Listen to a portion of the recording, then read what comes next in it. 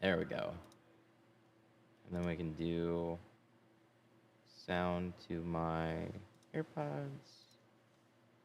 Yes. Can you show how to do the top edge? It's the only thing that I struggle with. Yes, we can definitely do that today. But first, we got to fill up the keg and get that all going. Happy Monday. What's going on?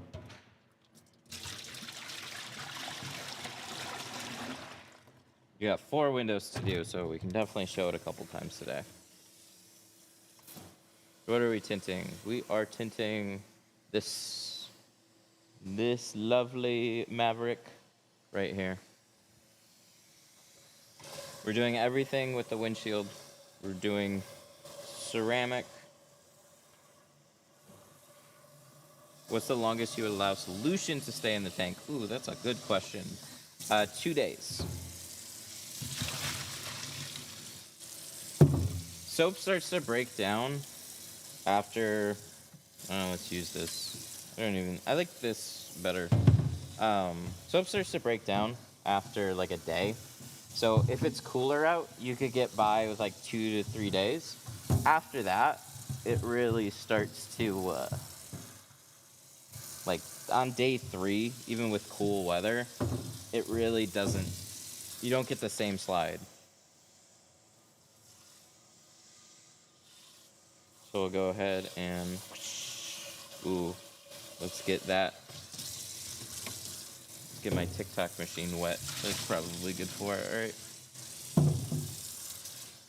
We'll let that fill up. And then we're gonna add some slip. And we're gonna go, there's 1 ounce. If I'm impatient and I just pour this in, it's gonna bubble over. So I'm just gonna wait for a second. Do you recommend tint over factory tint? Yeah, it's totally fine. That's what we're doing on this. So, wow, you can totally see it on this window right here. Back doors and the back glass. And we're even gonna do the sunroof on this one too. Just a quick little panel on there. You just wanted to darken everything up. When did you stop using Helios film? A while ago. It wasn't because there was any issues with it. It was just the brand was still going through like growing pains and figuring itself out.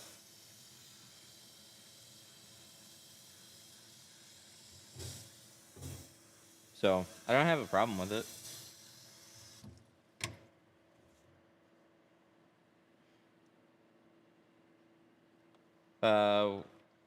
What's wrong with your TikTok connection? I don't know. Should be good. Should be good now. Just there was a bunch of little dumb technical issues that I was having fun with. We need to restock on carbon blades. Those should be in this week. Pretty soon. Pretty shortly. All right, and we're gonna fill this with like 90 PSI.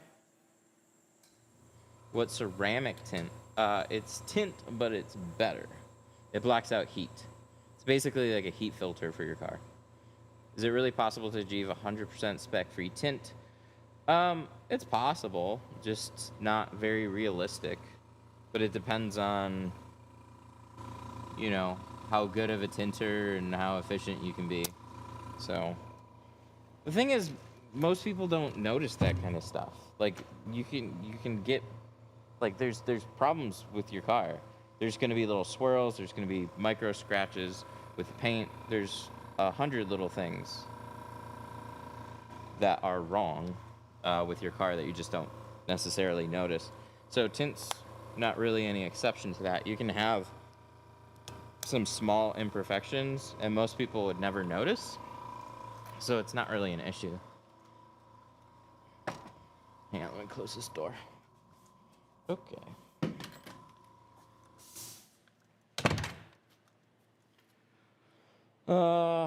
Let's load these up. So this one goes on here. And this one right here. And we're good to go. I have 15 on my front doors, and I want to match 5 around the car. Should I add a second layer of 20 or 35? Do 20. It'd be a tad bit darker, but that's what you're going for. 35 is not going to make enough of a difference. It would give you maybe the number that you're looking for, but not necessarily the appearance that you're looking for. So definitely another layer of 15 or 20. All right, let's start with taping this off. TikTok, why you, oh no, YouTube backwards. Hang on. Can we do that? Same thing for TikTok. Is that backwards? I feel like that's backwards. Hang on. There we go. That's the way my shop actually is. Because I'm right-handed. Can you use clay bar on a defroster? Yes, you can absolutely use clay bar on defrosters. Defrosters oxidize or tarnish. So you can absolutely use a clay bar that helps remove that.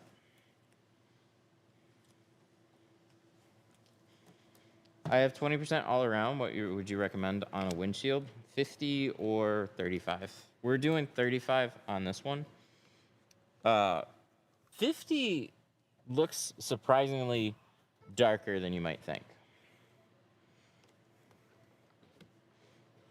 Do you ever attend SEMA or any other tinting events? Not in a while.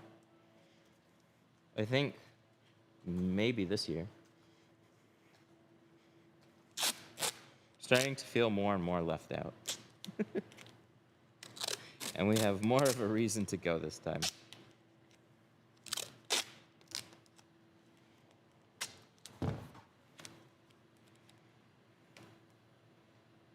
But I've definitely been to a handful. I've competed. They're fun to be at.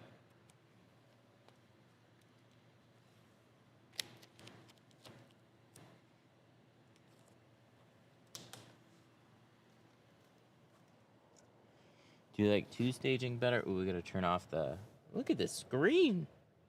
Oh, no, not more. Go off. Nice!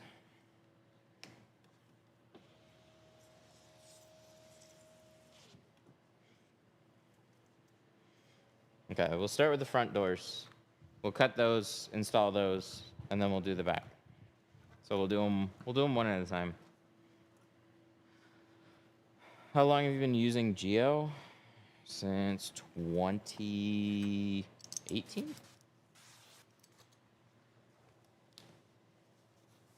2018, 2019, I think. Do you like two staging or bottom loading? I do what I'm more comfortable with, which is two staging. But that's the way that I first learned how to do it, and I was doing it for a very long time before the idea of bottom loading was even introduced to me. Oh yeah, we need film. What are we doing? We're doing Apex. And so we're starting off with Apex 20. I know we have a short roll, right? Or do we not? 5 and 35. I feel like we got a short roll somewhere. Is that this one? Apex 20 makes sense. We just used it. So we're going to use it on the doors.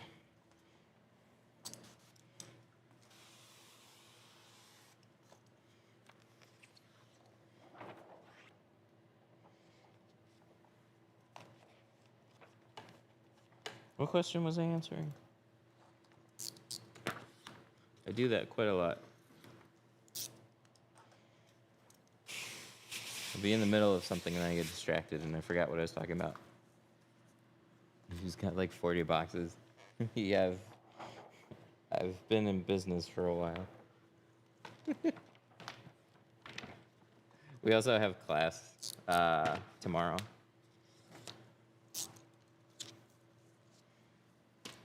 I'm sad. I think I'm going to run out of that short roll.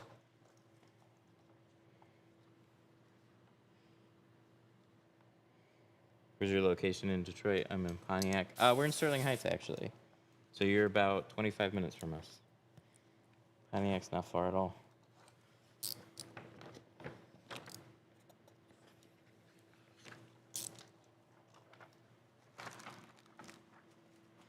How differently do you have to treat Apex?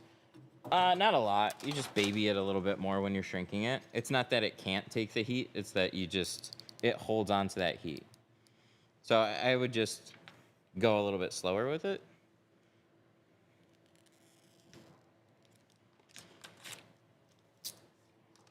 Start with that cut. And then we're going to wash behind it. Slide this over. We're going to take our knife. First click.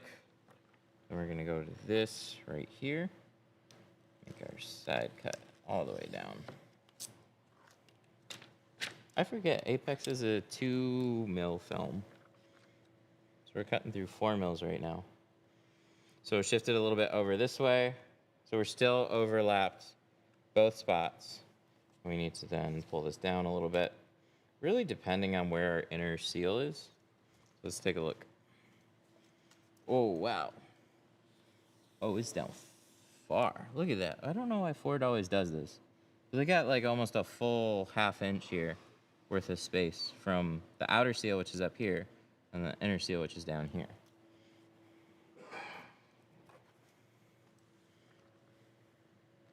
So we can afford to go a little bit farther down on this one.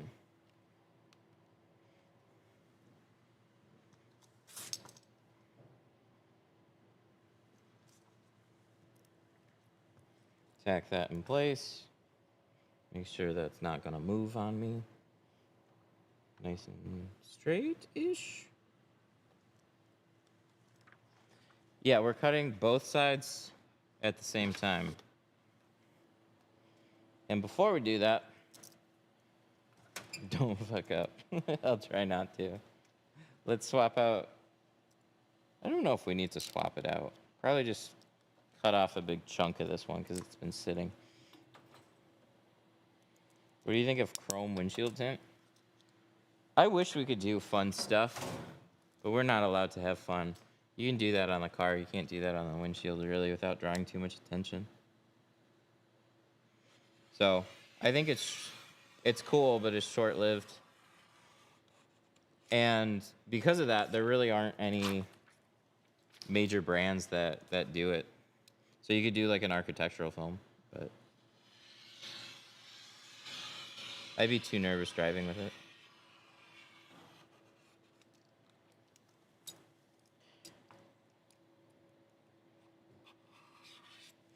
I just want photochromic tint.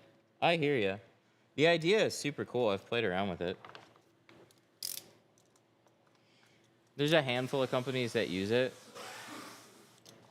It doesn't work on windshields though, because windshields are laminated, so they don't let any UV light coming through, and that's how it works. But the one that I used, it would change so fast. So it just depends on like your shadows. So I don't know. It just did a lot of goofy things. It was changing all over the place, and it made it look like the window wasn't completely tinted. And I had red chameleon tint, got pulled over 2 weeks later. That red stuff from them doesn't last very long either.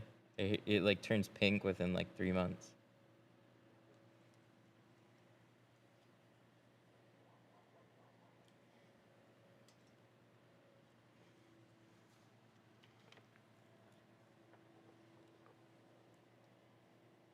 Trim that longer straight line here.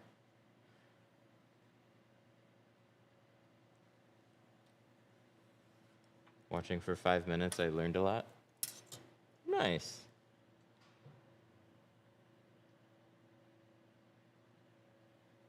What was the first vehicle you tinted? By myself, like a Taurus or something. It was a hellish day. It was the older Taurus. Before the Taurus became an awesome car to tint, it was a POS.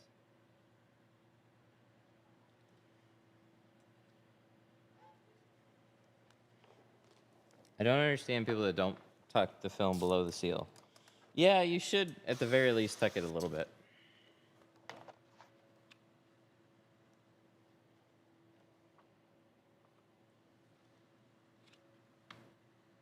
That's good. That lines up nicely.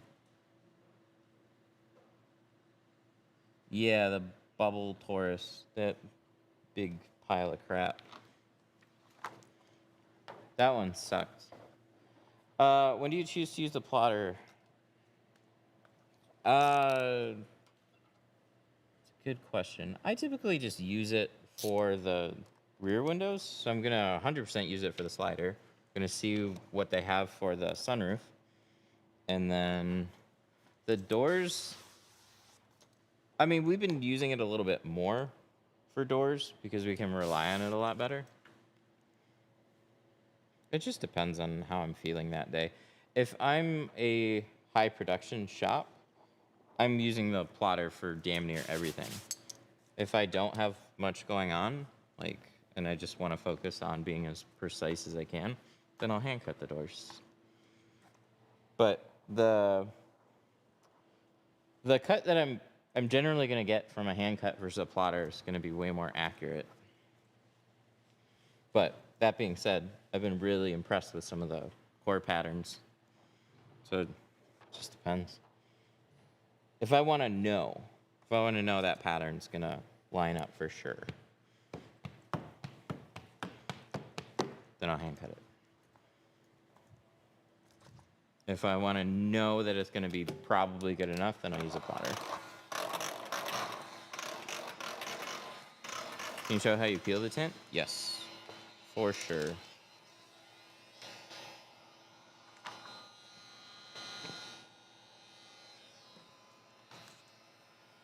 I mean, I got the camera right in front of me, so I don't know how I wouldn't be able to show it.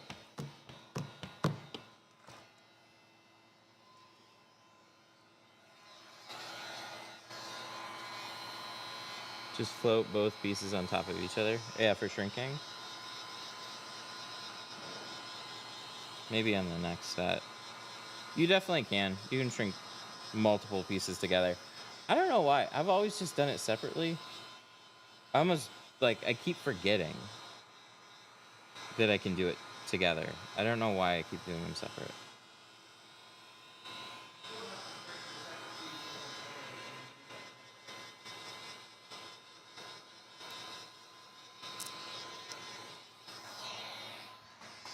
I don't know. Yeah. Yeah.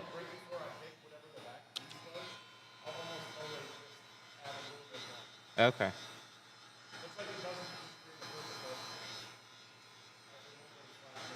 Makes sense. Top layer get a little more heat and start to separate a little bit.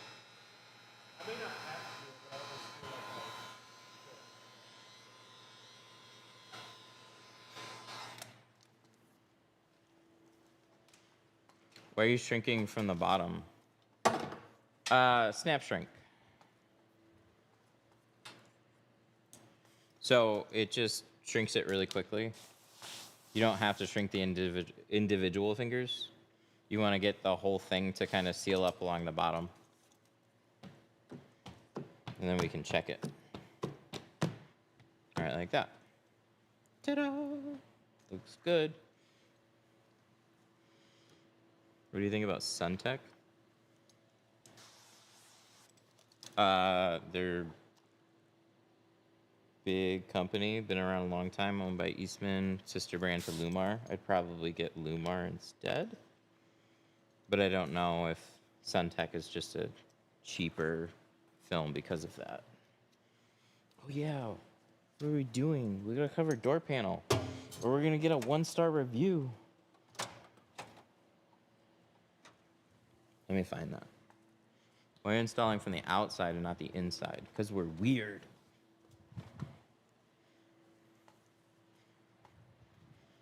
It was funny. From the last stream, we got a 1-star review.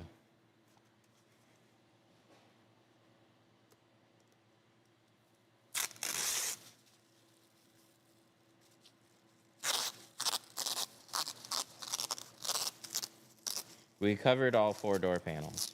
And then we redid one window because I found a hair before we shipped it. And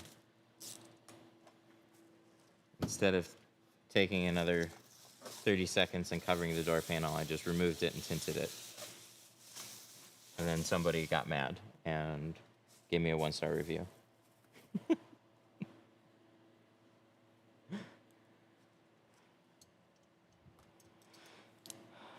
Where do you get that roll from?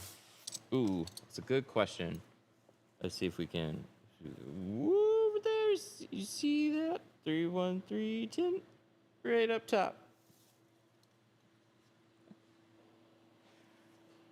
Will the glass aid I ordered on Friday ship today? Yeah, absolutely. It would have shipped on Friday if you were a little bit earlier. We get things out quick, but we don't ship things on Saturday.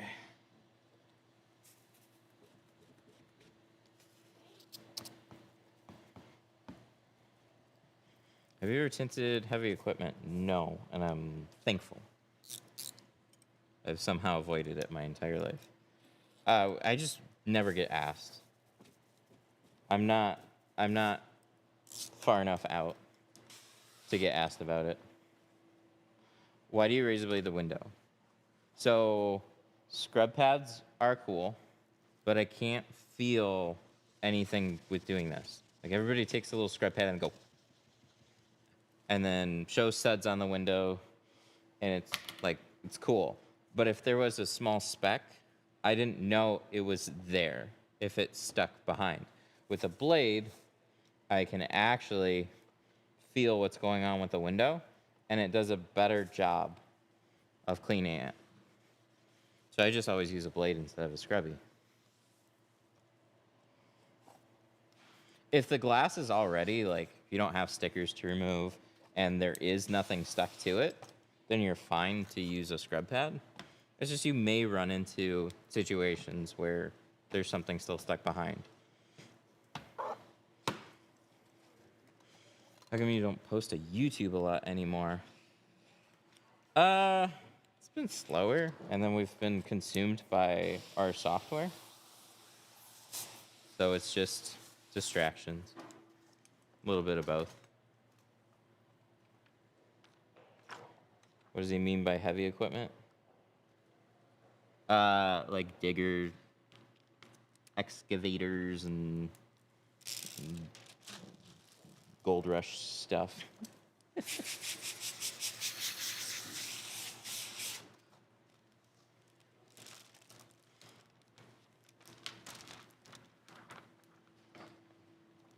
Do you remove the branding on the window? The stamp? No, you can't. That's part of it.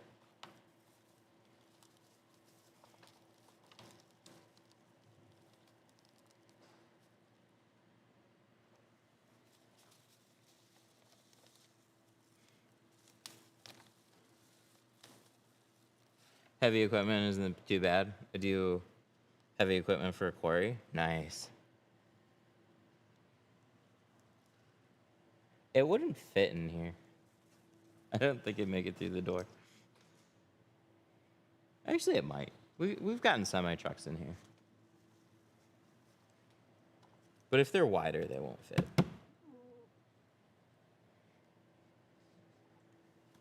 Look at that.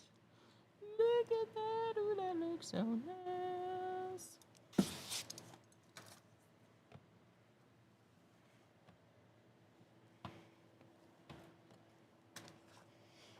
I've been asked about skid steers and excavators. Yeah, people definitely do them.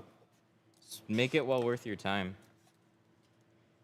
Usually some stuff has to be removed, which I don't think is hard on those vehicles. It's just like with semis, they're generally taller. So either a ladder just going up and down the equipment, trying to tint it. So it's just a big project.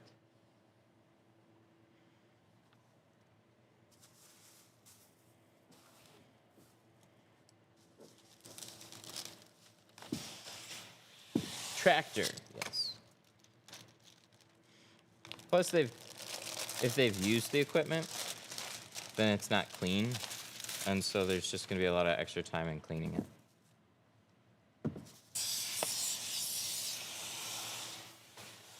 I've done some semi-trucks that have looked simple enough that have taken me longer than I thought they would.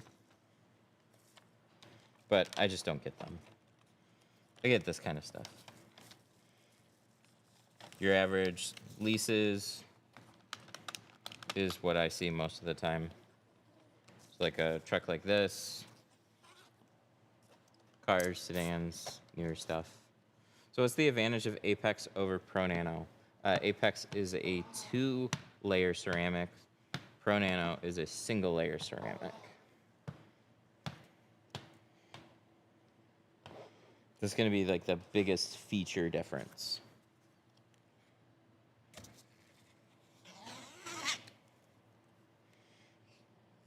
I know there's everybody's talking about ceramics, and ceramic is the best. Well, there's multi-layer ceramic, so there's more stuff for your average consumer to roll their eyes at. So this is essentially like double tinting his truck in ceramic right now.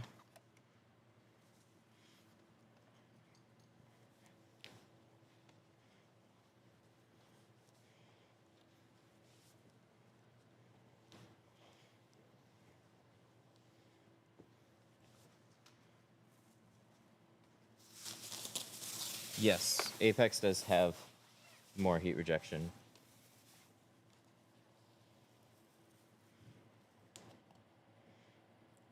What's the white tape for? So you're not really going to see it on a truck like this. It's kind of redundant because it's so new. But I like taping side seals to just help if there's dirt that's built up on that seal or they're made of felt. It helps keep that dirt out of my window. Does the water ever mess with the wires? It definitely can. 100%. You just got to be careful. And you can get certain things wet, and there's certain things that you can't get wet. So you'll notice, like, if you look close at your doors, see, like, these gaps. Water gets down into these seals, into these gaps, and will run in your door, sit there for a while. It'll also run out the bottom. So when we're tinting, water is running inside here, which isn't really any different than it running right in here. So either way, there's water getting in the door panels.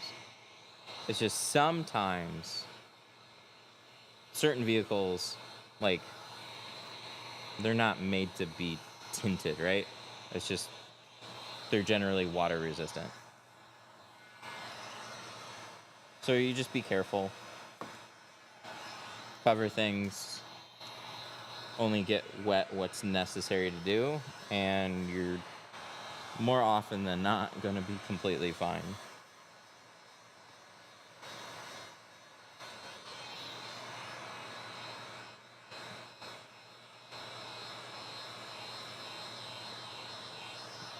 Okay. This one is done. Let's hop over to the other side. Let's do that. That one is all shrunk, ready to go. Cost of a 1500 Silverado. I'm debating. Give us a call. Is it harder to tint in a cold environment? Yeah, your hands get cold. So if you just have a cold garage, you can still do it. But you can get like a propane torpedo heater, and it'll warm it up super fast. So you don't need to tint in the cold. But if you're trying to tint outside, I don't recommend that at all. There's people that do it, but if you're like starting from scratch, tinting outside, whew, it's tough. Very tough.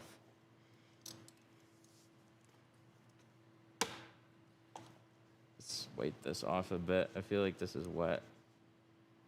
There we go.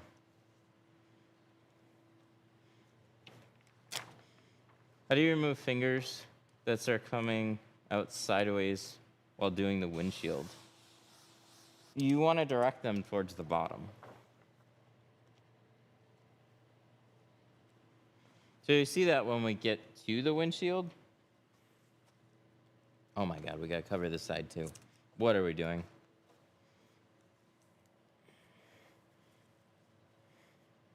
I farted in a jar. Nice. Send it to your location. Cool. We'll post about it when we get it.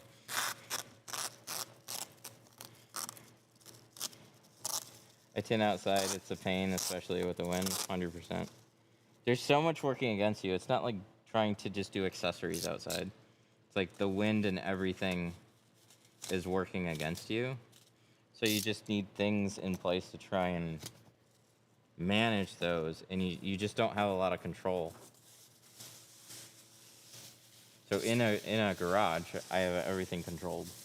Even in a dirty garage or a poor lighting garage, it's like you still have a better advantage because you're not fighting the sun or the wind.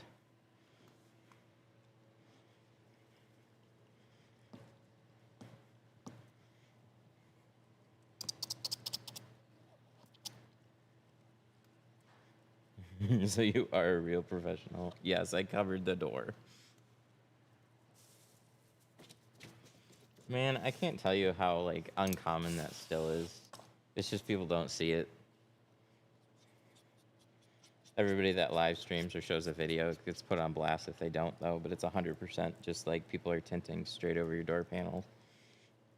But it doesn't really hurt them. In most cases, it doesn't.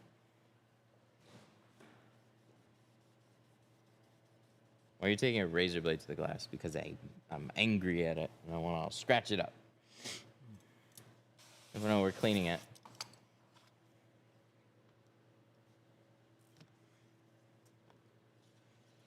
How much should I charge for Apex? I would just suggest calling around in your area and see what people are charging for ceramic and whatever they're doing. Call a handful of shops and just see where your market's at. We had a rude awakening recently.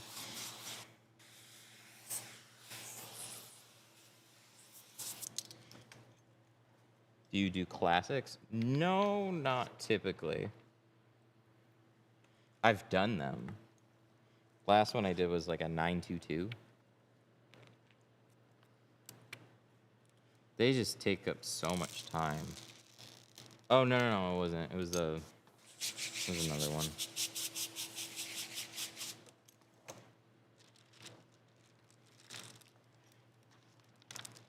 There's just so much working against you. I don't want to do classics anymore.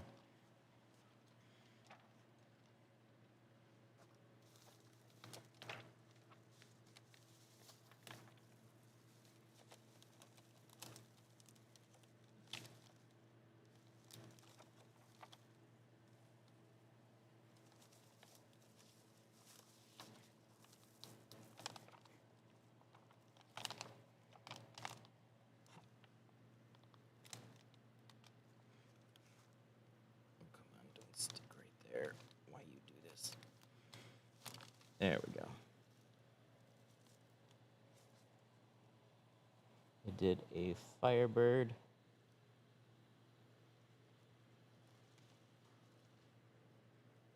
Squeak that up.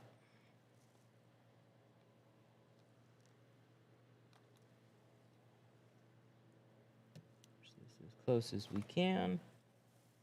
Ooh. Ooh, that is nice.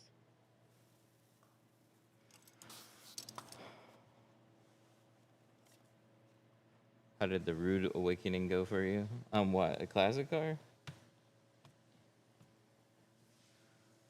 I did a Firebird for 700. Safe to say it's not worth a headache. I know, and that's well within the line of, like, okay classic cars to do.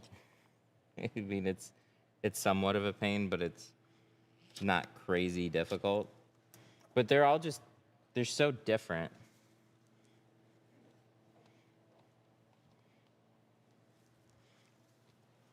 there's so much like outside of what your norm is, and even when you double the price, it's still not necessarily worth it.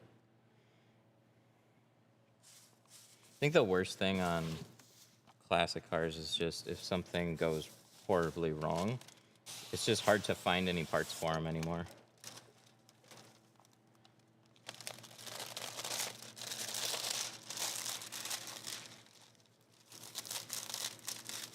How are you reading these? Right there. See? Look, it's you guys.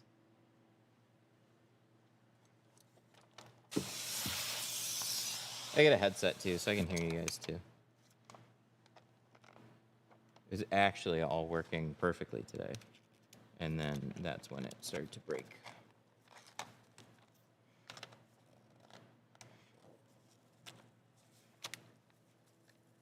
Why? Why you do this? Hang on.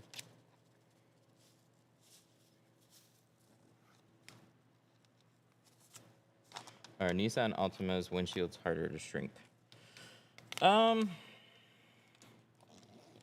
Depends on the year. Not necessarily. But we have one 2010 for the classes. And it's definitely bigger than like your average windshield.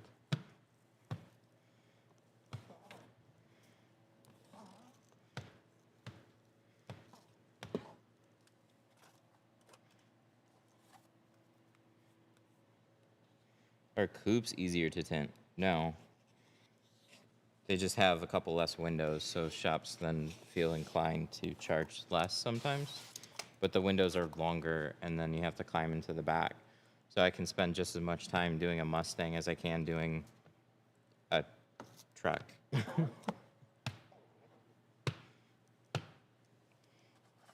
Doesn't mean they're simple.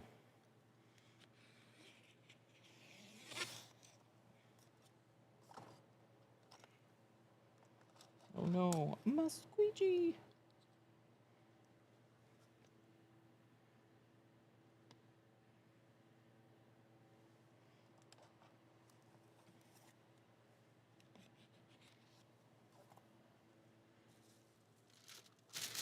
Did you ever get rid of the old Swiss tracks? No, I'm standing on it.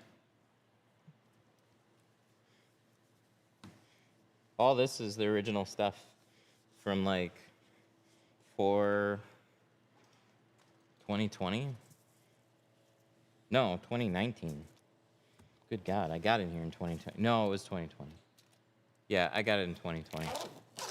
Put it in the garage, moved it here, and then I added to it.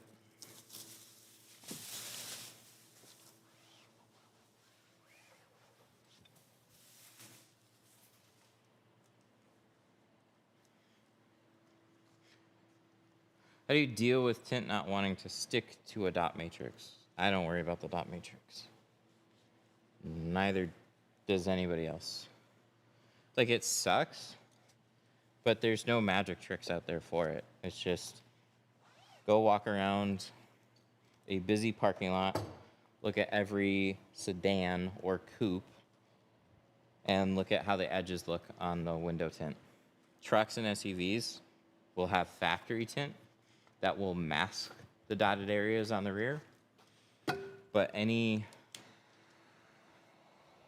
sedan or coupe, they do not have factory tint, and you're gonna see the borders around them. You're just not paying attention to it yet. But once you see it, you'll just be like, oh my God, it's everywhere.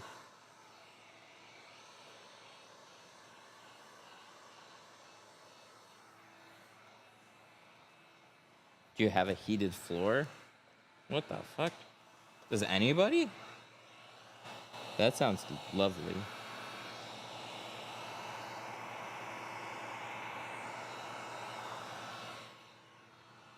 I don't think I've ever been asked if I've had a heated floor. Do you know what would be nice? Floor drains. Floor drains would be nice. We don't have those.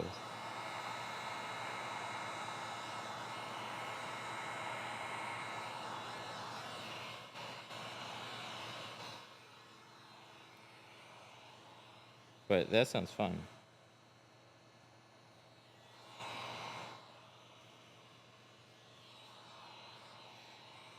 Ooh, I like this. This looks nice. So we're just drying out in the areas where I had to bend the tint upwards. Just heating those areas up, making sure that they lay flat. We're going to let them dry out a little bit more.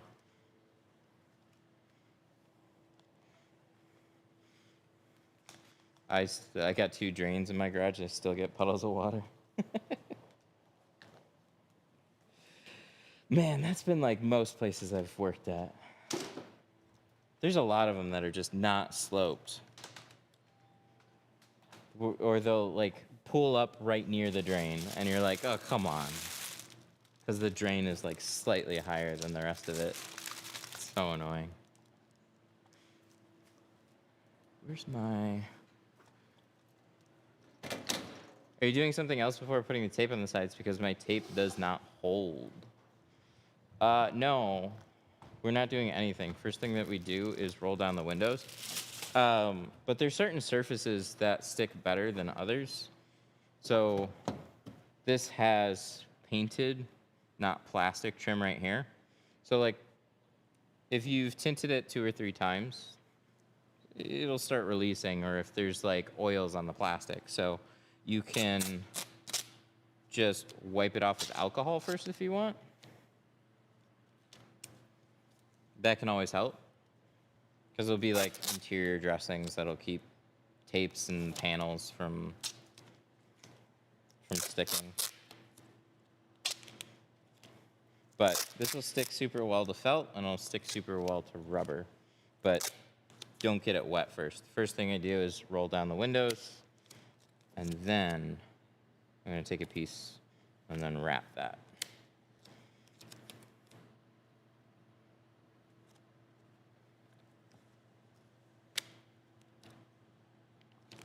Get this out of the way.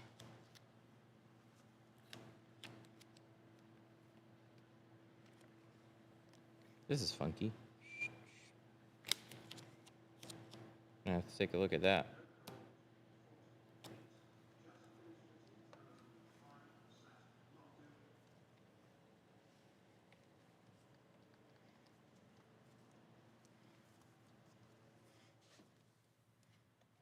Love my heated floor. You have a heated floor? Oh, that exists. That does sound nice. Oh, it does. Look at that. Well, I thought it might. Look at that. It's like classic roll down there. See this little like right there? But you don't see the top edge exposed to here. So if you just, ooh, look at that slop. Nice. So when you get down, like if you just cut the side edge, shift it over, when you roll this down, you're going to get to a point here where you're just going to be short. It's not a huge deal because it doesn't pop out until later. Ooh, but it does that. Like, see? It does this roll down here, and then watch, as soon as I roll it back up, it skips over farther.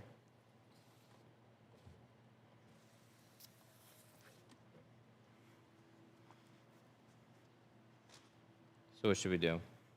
Should we plot it?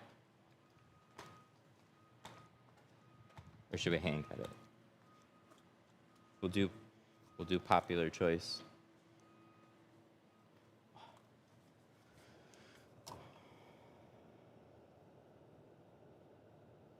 Off.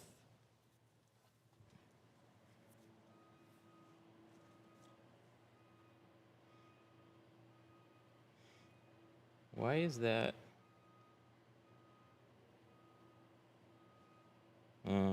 Oh, is that?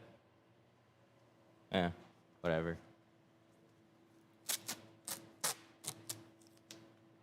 Hand cut it for the viewers, plot it.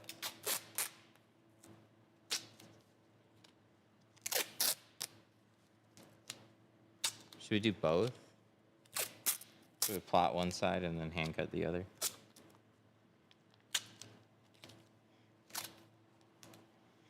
Is that getting like censored?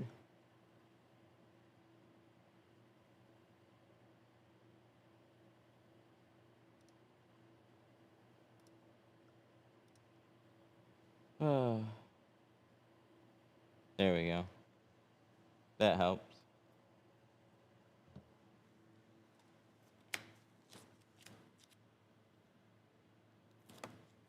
Sorry, I had to put somebody in timeout. Do I need to use glass aid for the backslash windshield, or can I use a light? You can definitely use a light, but the point of glass aid is to keep your knife off the window too. So you just want to be careful as you're cutting on glass. You still see so many people doing it.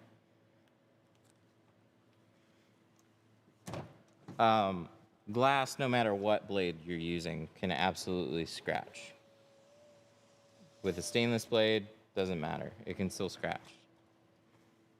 So I just don't take that risk anymore. I've seen it happen too many times, even from being careful, but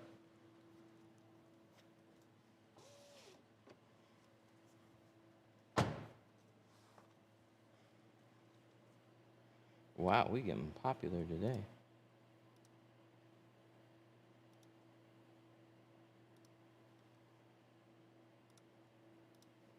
Duration? That should just be like default permaban. How do I set that default?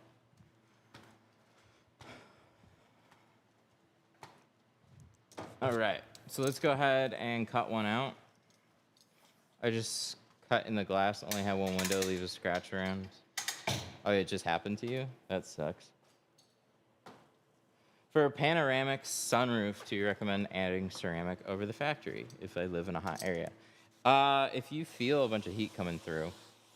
So if you have like a Tesla or like a Mustang Mach-E or any other type of EV with a big open glass roof, they are generally already ceramic roofs.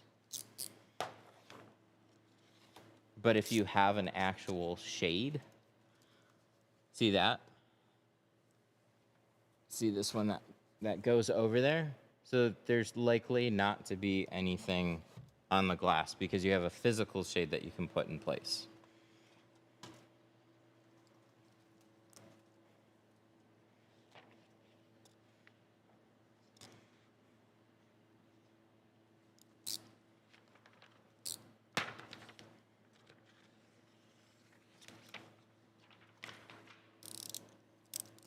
Wow, we are getting them today.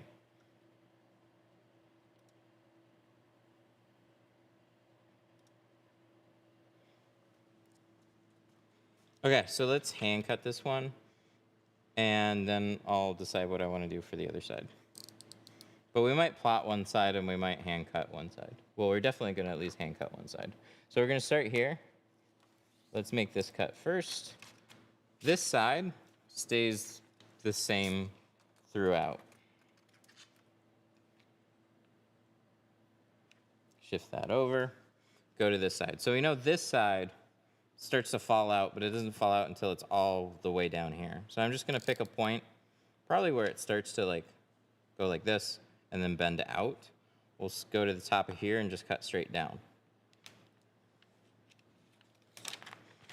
And then we've got this little swoop at the bottom. This seal is flat on the inside. So like going with this swoop doesn't really matter. So we can actually just leave it, or we could trim it. Either way is gonna be perfectly fine. But we're gonna shift this back over. And then we're gonna slide this down.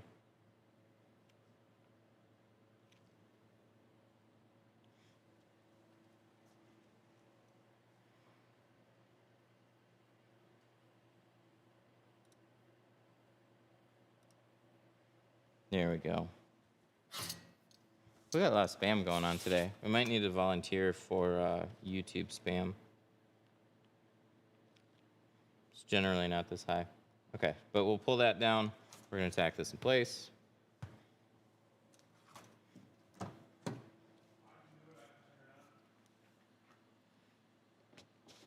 Okay, can you make a comment on YouTube and then I'll just add you as a mod?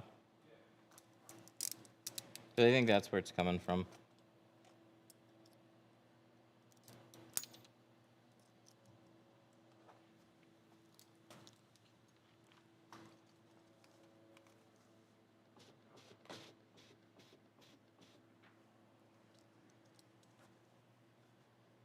I'll monitor. Here, I will add you as a mod. There you go. Christ, you are a mod, and then Mark, add as a mod, standard mod. There you go. Just in case it gets out of control again. Okay, so we're gonna cut this out. So we rolled it all the way down, and then that's when you see this cut. That's the only time. So you can't make this cut anywhere else, but other than really far down. Yeah, there's somebody. Please ban them. It's the same like theme on their username. So we're gonna make that cut, and we're gonna round this corner, and we're just gonna start going down. I'm gonna match it from here and go back up.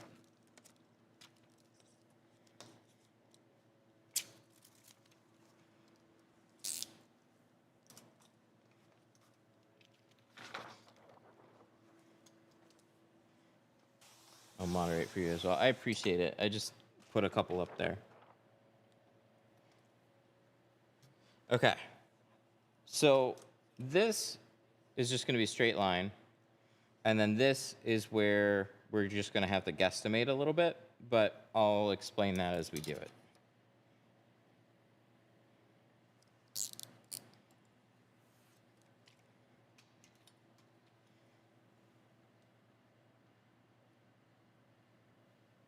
Round that. And we're going to round this. So this side here is like any other door. Just that one straight edge that goes all the way up top to bottom. And then for this one, this is the side with that bigger curve and that came out. So we're going to follow that edge here.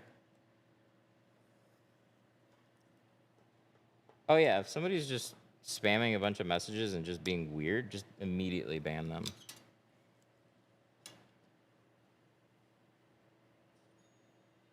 And then for this, right there,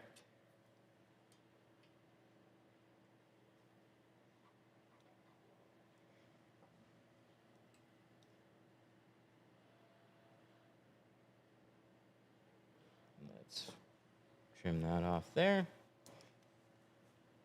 Double check this round. And then there we go. That should be that whole cutout there.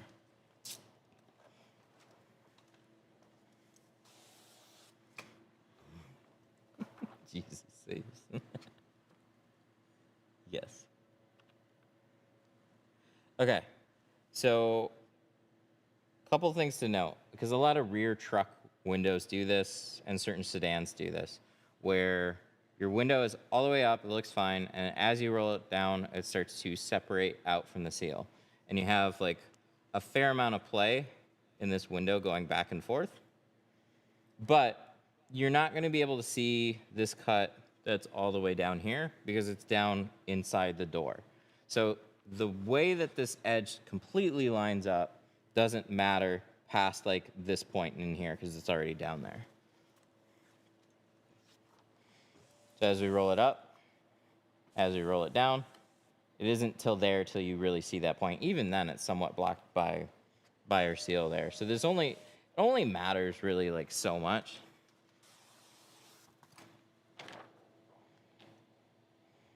But I roll it down to a point where I can get this cut, and then I took my cut from here, and I basically just go straight, and then make a little curve right in here that kind of connects those 2 points together.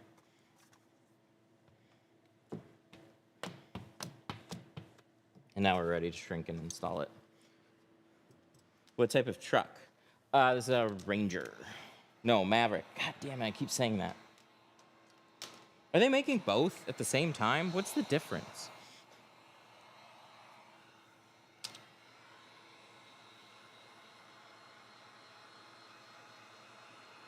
Or is it just Mavrick now? I haven't checked in a minute.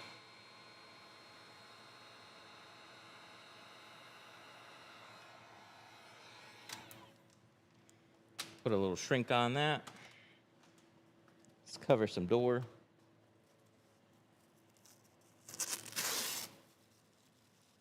Or it is junk, period. Well, that doesn't really answer my question.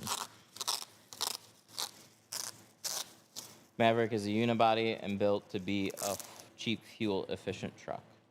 So are they still doing the Ranger right now?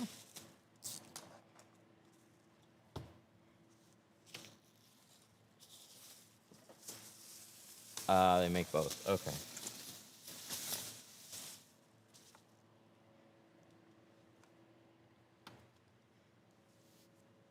Sometimes I lose touch there. Oh, those are everywhere in the Philippines. Holy shit. Everybody's got a Raptor. If there's a truck on the road and it's a newer truck, it's a Raptor Ranger. Everywhere in the Philippines.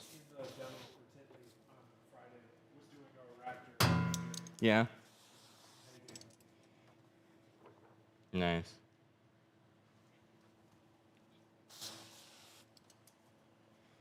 I didn't see like any F-150s there. I saw Raptor Rangers. If there was a Ranger, it was a Raptor Ranger.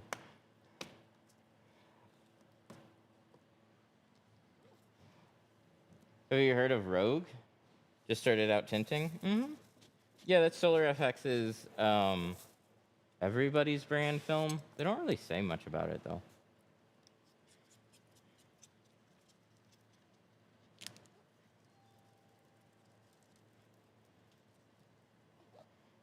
Oh, there we go.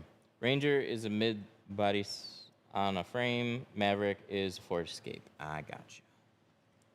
That makes sense.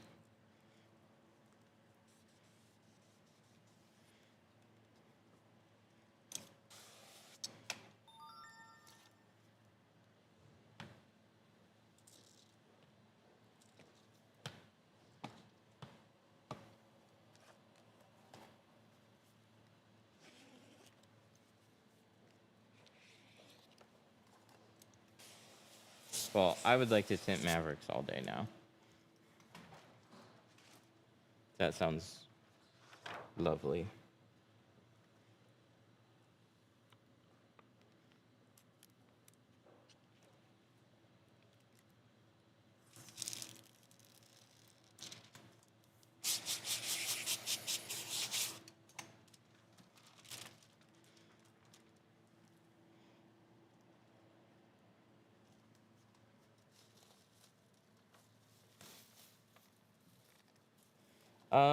I know it varies quite a bit between shops, but what it typically costs in a car, everything, including the windshield. Man, it varies so much. There is no, what does it typically cost anymore? It just depends on what area you're in and who you go to. We called around, everybody around here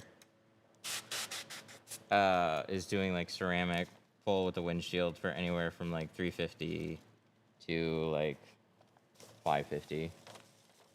So this one right now, all around with the windshield, is $550.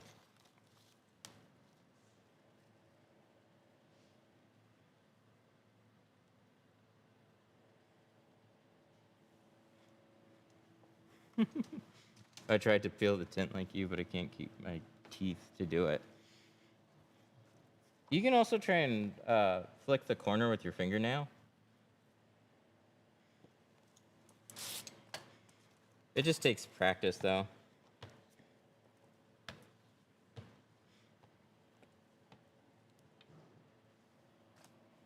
See, everybody's gonna be different on price. 500 is cheap on Apex. Yeah, we're doing a special right now.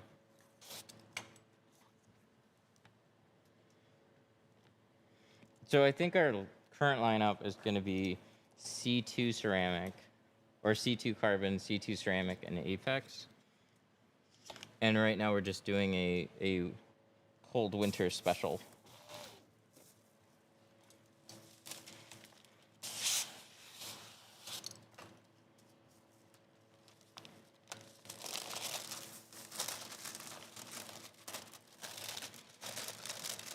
When seals are very dirty, should I clean them, or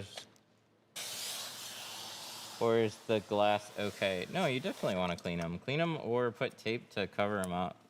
That's what I do. I'll do tape over it. Is there a brand that's better in your opinion than GeoShield? Strictly on film? No. No, I don't think so. I don't feel there's anything I'm missing out on Geo that I could get from another brand. Aside from maybe like a couple more shades in a few films. But there would be trade-offs that I wouldn't like about their films. So...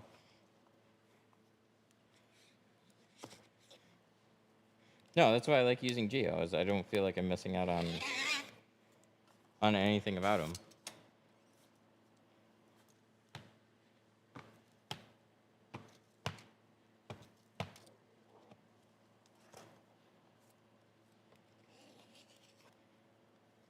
Are you streaming and reading the chat?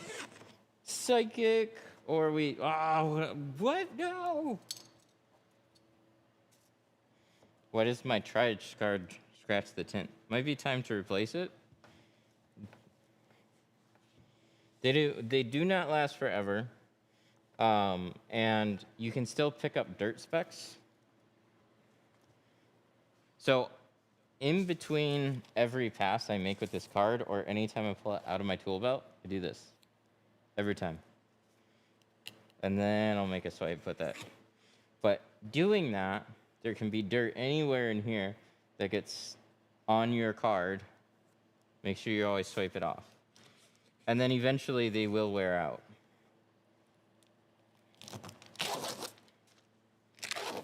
But some scratch coats are better than others. So people tell you, what's the big... I'll just ask chat, what's the biggest downside from Lumar?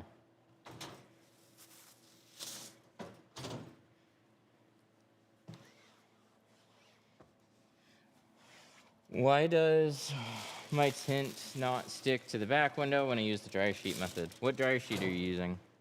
What tint and what dryer sheet are you using?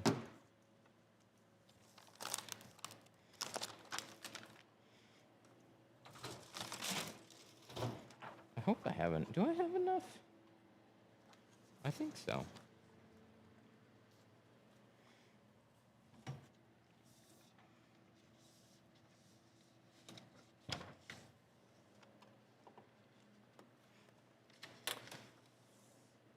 Okay, so the last thing I think we cut out was C2. So first let's hit this button, and then that'll set up. You're gonna make me do an update.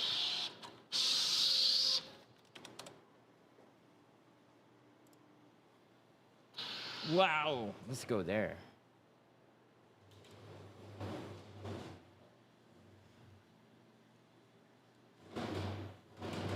Okay, now we gotta change this. That's set up. That's for C2, and then this is for... Why is this set on condition? Oh, Jesus. That scares me.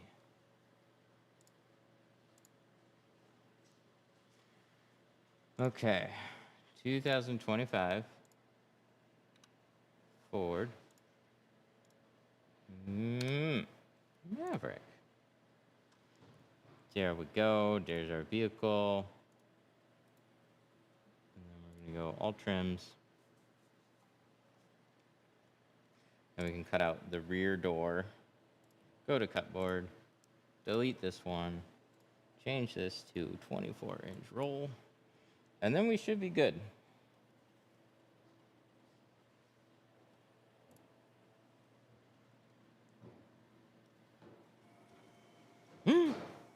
No, just kidding. Ooh, that was almost really bad.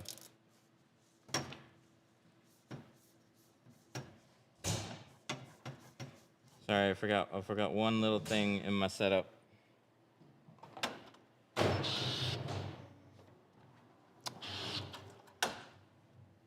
Roller down. Roller down. And then we can do this. There we go. This roller is up. So even though it's there, it was inactive. So I was making everything go through that one.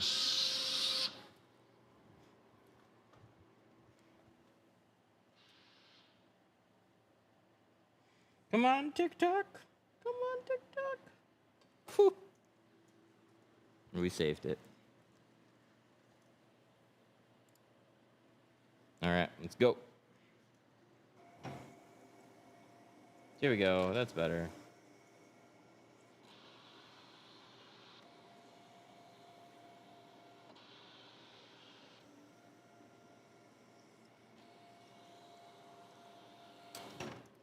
Nice.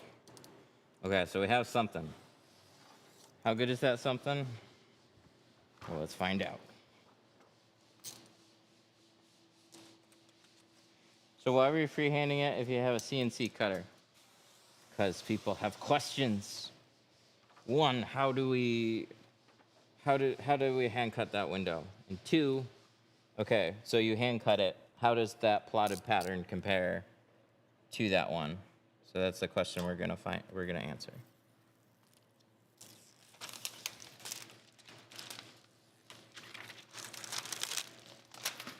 Plotted patterns are only as good as they're programmed. So if we had somebody's name on here, we could put them on blast if it sucks. Or we could praise them if they did a good job. We're gonna find out.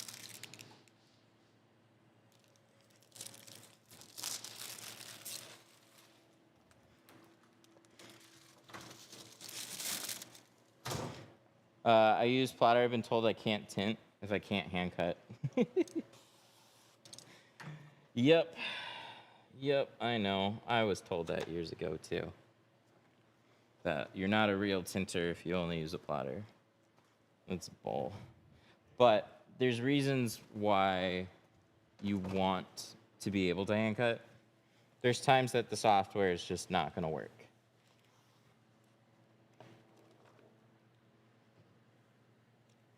So don't get completely handicapped by it.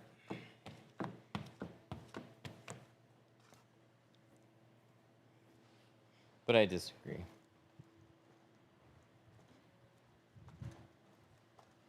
Ever broken clips while bottom loading? I don't really do it. But probably. I used to replace door glass. It's been a long time since I've done it. But I replaced probably like 25 different door windows or something along those lines. So like I'm definitely familiar with like, hey, I took this door apart. Why do I have 3 more screws after I already put it back together? It's like they just duplicate in case you have an issue. Everything still works, but not everything's still there. But yeah, I would keep spare clips around. You can get a kit of clips actually.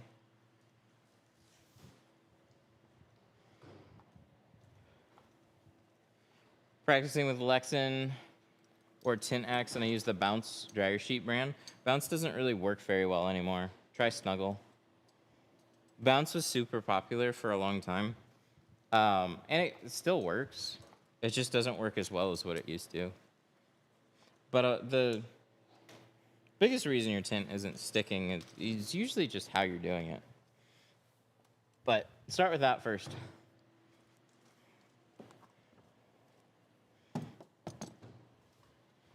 Do you get slower in the winter time? Yes, definitely.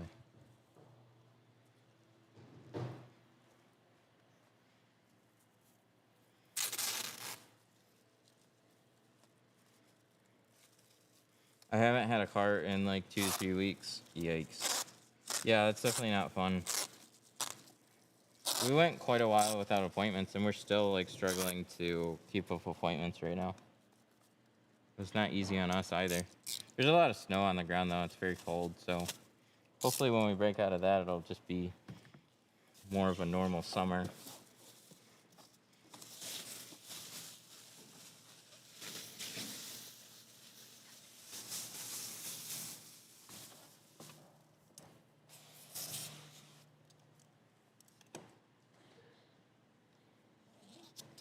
I still don't get why you heat it on the bottom before installing.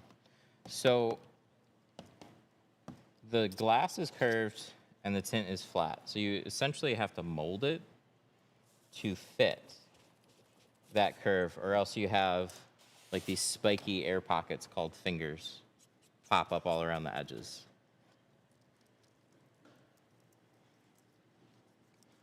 I'm about to make a post that says it's not too cold to get your windows tinted. Yeah, like that, no, probably 100 other extra posts, like, good God. How do you get your name out and grow? Local hustling. Local hustling and paid advertising. Ask for referrals.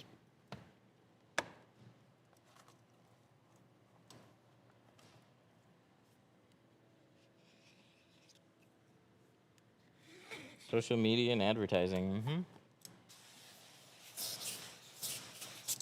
I think now you're seeing a lot more people, just like, depends on your area for one.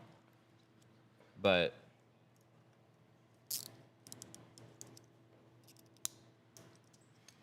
I think if you're not doing paid advertising right now, you're really gonna hurt, because a lot of other people are doing it.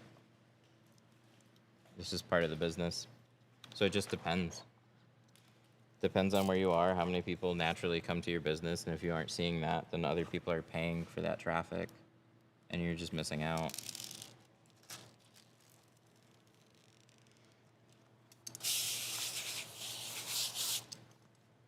All right, let's see how this lines up.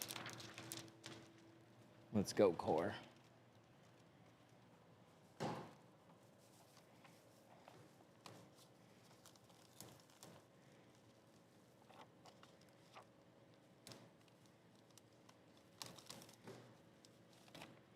think I'll keep a cheap plotter for side windows.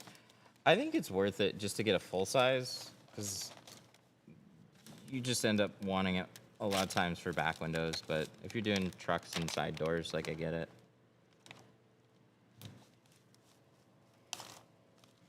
Do you still post your business on Google? Yeah, absolutely. Oh, it looks nice. I like that. It's hard to see how close towards the very edge that gets, but that looks good to me. I think it could be maybe a little bit wider, but it's definitely within that margin of, like, yeah, it's good.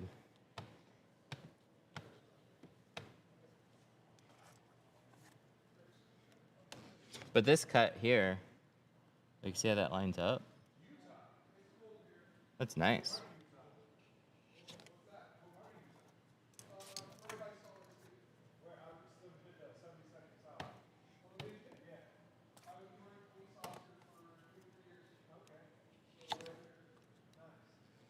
There we go. Your tint slip smells really good, doesn't it? Oh, do you know, I don't smell it hardly anymore because I use it every day. That always happens. Like, whatever soap you use, it's like you just don't smell it hardly anymore. But we didn't add anything to it to make it smell like that. It just smells like that.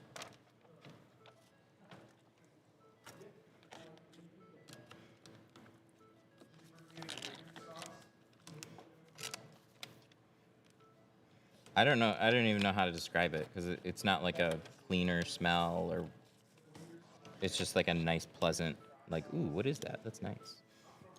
We'll make a cologne, a tint slip cologne.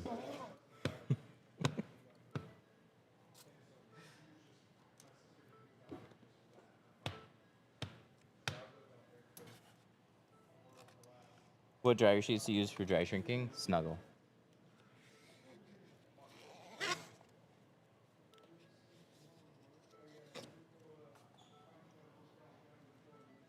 For tinters by tinters. We'll have the collection. The collection would be baby shampoo, dryer sheets, tint slip.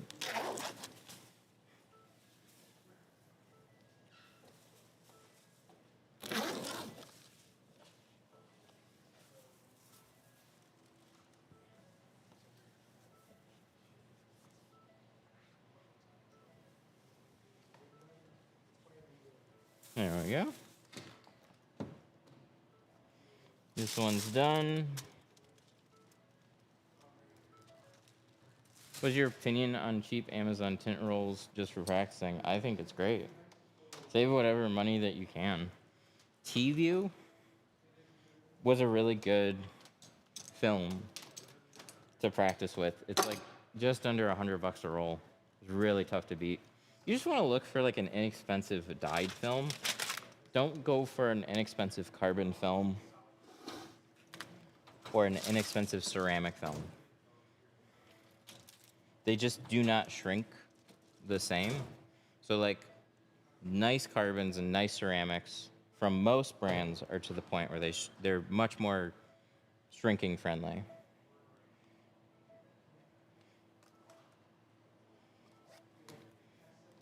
But they weren't always easy to shrink. So you used to have to baby it, shrink it slower. It had a rubbery feel to it. It just depended on the ceramic or the carbon that you used.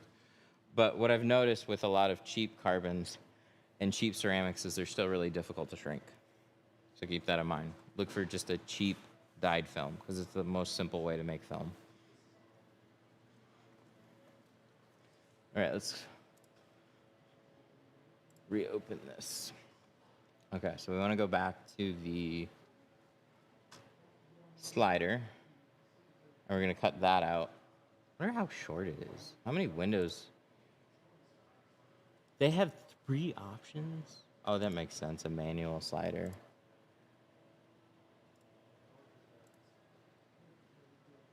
I can use normal tint from Temu, which is best.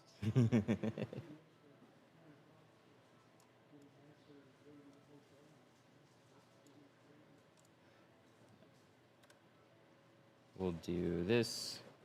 Can I play Call of Duty on your screen? Yes. Bring your own gaming PC, though, because this little guy is not going to cut it. You'll see, it like does solitaire stuff when you cut out windows. We good?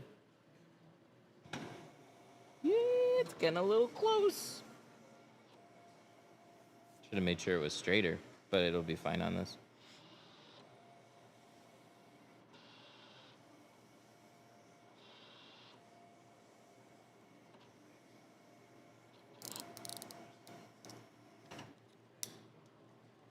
Tell me which one is best from Temu. I've never ordered film from there. I couldn't tell you at all. Just look for a inexpensive dyed film. Every one of those places, though, like marketplace places, is like, it's all unknown. They're just looking to be like the most inexpensive that they can be. I need to tint my Twitch banner.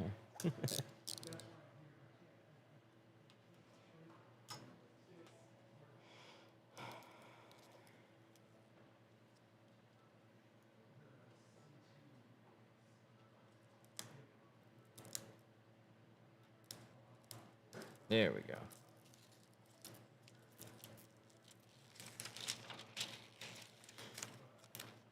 What's your trick for tight rubber around windows? Like what? Like on a door window?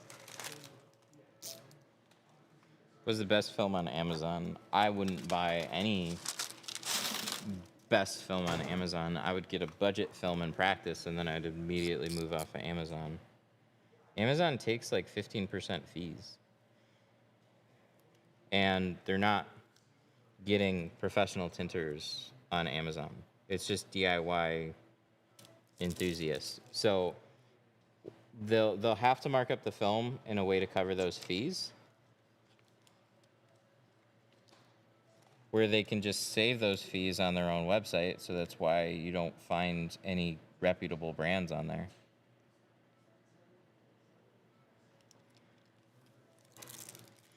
And then what happens too is you get a bunch of people that don't know how to tint buying the film, so then it'll just get 1-star reviews with a bunch of people saying, oh, this film doesn't shrink.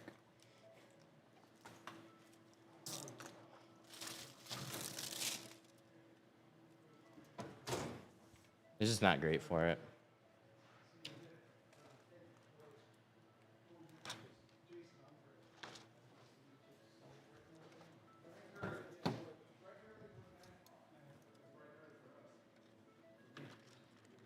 Okay, so this will go on the driver's side.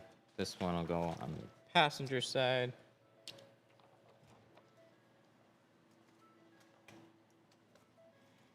The only thing about Tint X being recommended as like a good starter film, it's like there's no problems for doors. But when you get into shrinking, when it gets recommended like that, do not just buy the cheapest carbon that they have. You will have problems shrinking it, like for sure.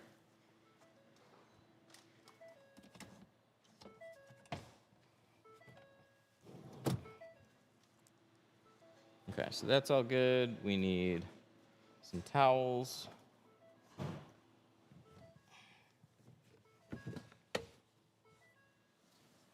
It's not that bad to shrink. It is when you're learning, though.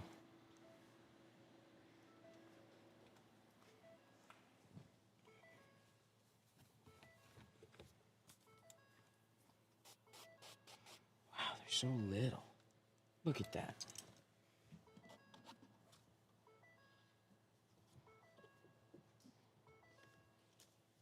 If I can easily shrink the cheap Tint X roll, that means I'm a professional shrinker in other films. Yeah, absolutely. It's not that it doesn't shrink. It's just if you've never shrunk film before and that's the film that you start with, you're just going to make things harder on yourself. But if that's what you started with and that's what you learned with, like, yeah. Maybe I'm just special. I learned on it and did my full windshield. Nice. That's awesome. Hell yeah. Yep, you are special. You can have the exact same problems trying to use Geo or any other popular brand film.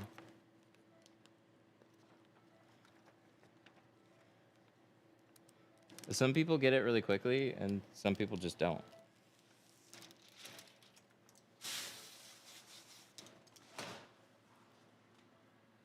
I had great success with Reno. I haven't touched Reno, so I couldn't tell you. I've heard it feels very different.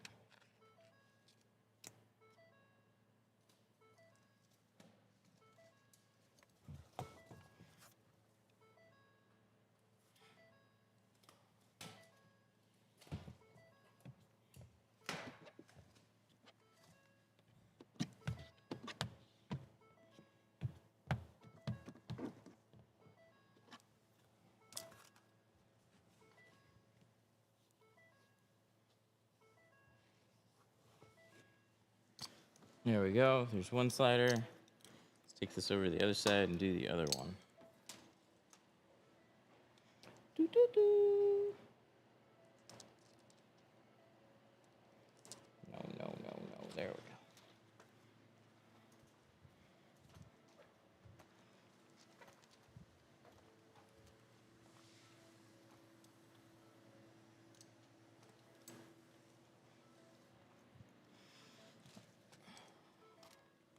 Oh yeah, I gotta remove this. Nice.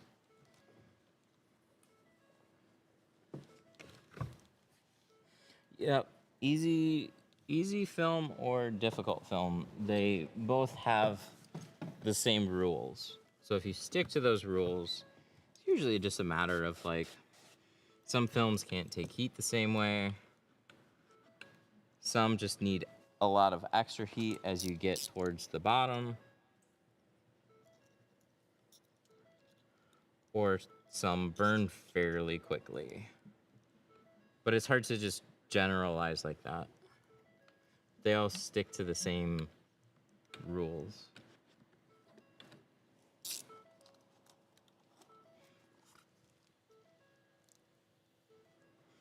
They fixed the voicemail trigger. Oh, did they? Yep. Ooh. The team had to get at it because it was system wide. I haven't verified it yet, but they said it was fixed.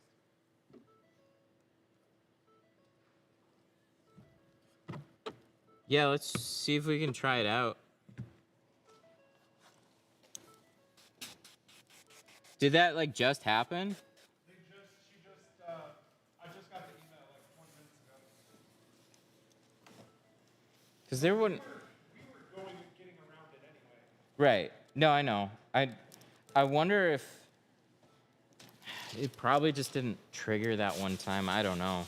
But that one guy's like I don't know why I can't find his contact under Detroit Tint Studio, but I used his voicemail, called Tintly, and then like everything worked the way that it should.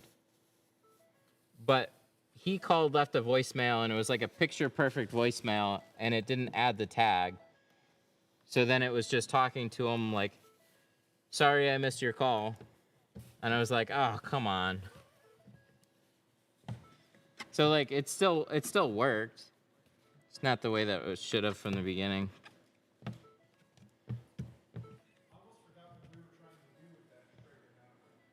The voicemail?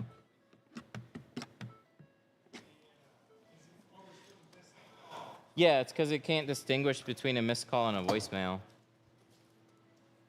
So we need the voicemail trigger to trigger when somebody leaves a voicemail. Just to add the tag. And then if they have that tag.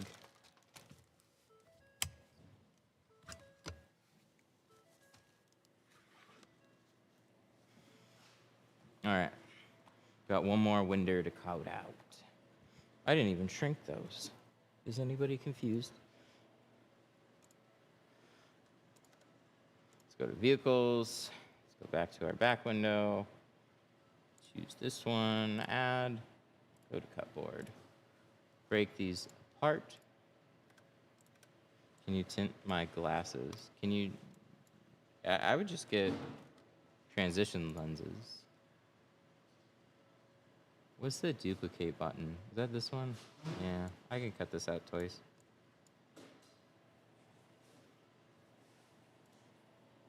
Oh, I should have readjusted it. Ooh, it's so close. Look at that. Oh, it's scary when it gets that close.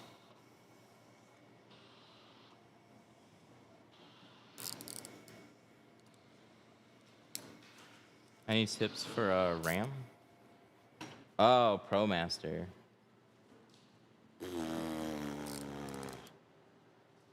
Not really. They're just big. I don't remember what their doors are actually like. I remember the Transit's better. I know the ProMaster is just big windows, but I don't remember. I wouldn't even remember how to give you advice on the Transit because they're just trickier door windows is all. So everything you know about door windows plus difficulty.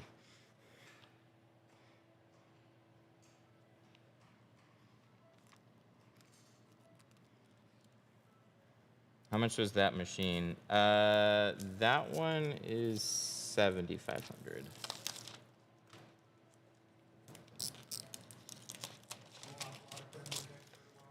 Actually, no. Just because we don't have like 10 people, so we can all get them filled up pretty quick.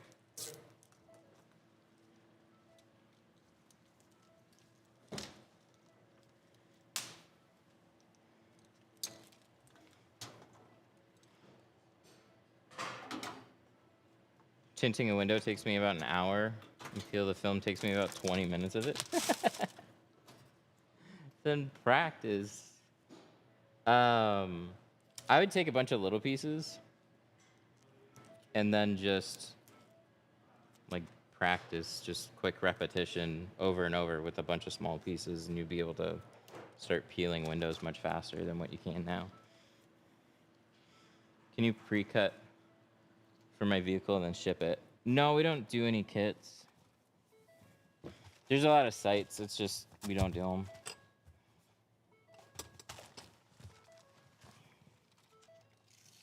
Yep, that works.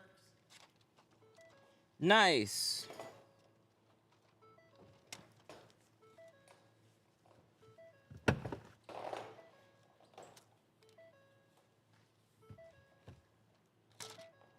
So it still takes It's probably still worth removing then from our current scenario, and then or keeping in a workflow.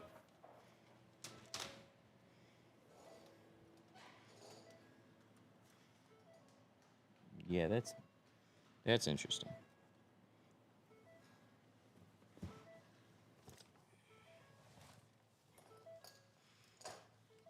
A lot of those issues are kind of like that, where like, hey, I'm having problems cutting a top edge. It's like, then set up your film along the top edge of the window,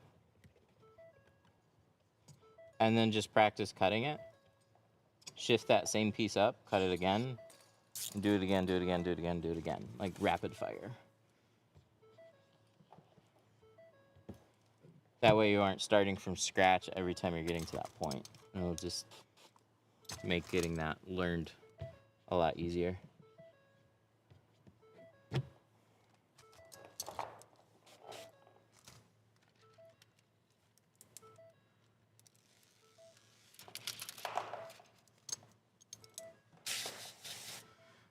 I need help. I got a back window with window tint that just flakes off. I don't know what to do. Scrape it.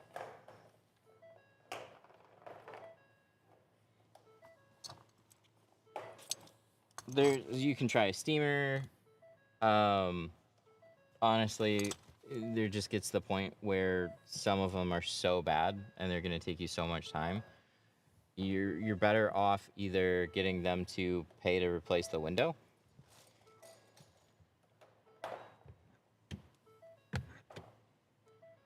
either get them to replace the window, or scrape it. Those are really like your only options.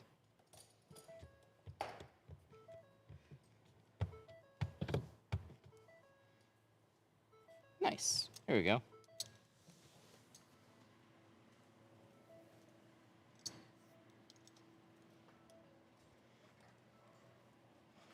So a lot of times you don't necessarily know that until you get the vehicle in, you've quoted it, you start removing it.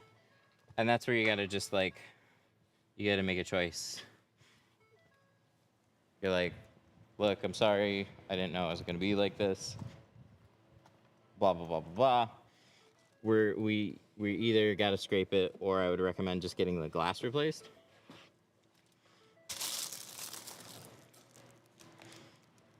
And then that is what it is. Do you up the prices when summer comes around? I up the prices when I'm super booked. That's when I've always played around with pricing. If I'm booked out like 2-3 weeks, that's your sign to fiddle around with your pricing. Find a happy balance.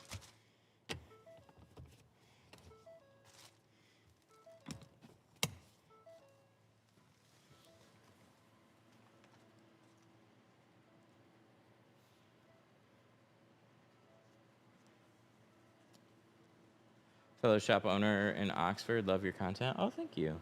I appreciate that. I know where Oxford is. I got a buddy that lives out there. I used to tint at the Auto One. It's not, I don't think it's quite Oxford, but it's out that way.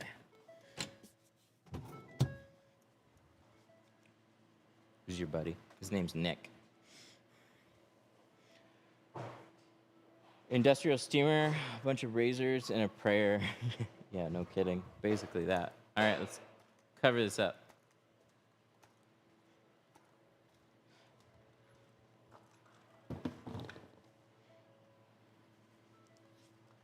Yeah, Lake Orion. That's what it is. Yep, I used to tint out that one over there.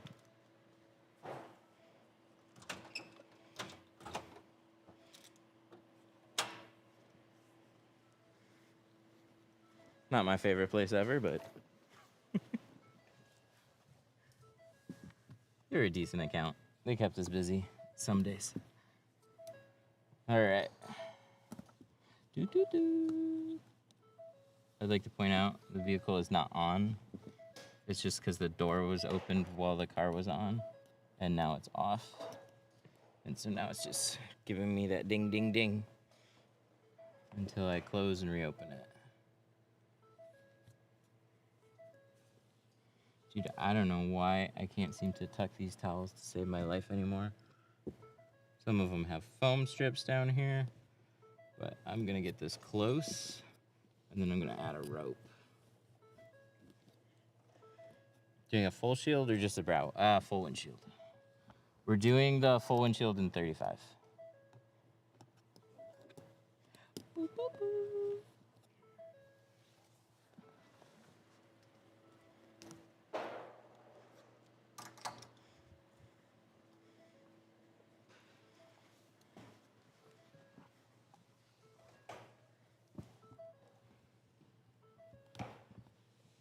What's your average for all around 5%?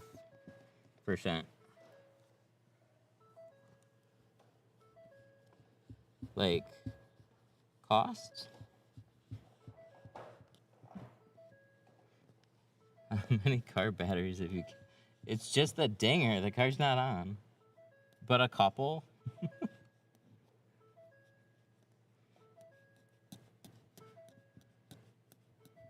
It's actually off. See? Do you still stream on YouTube? Yes, we're there now.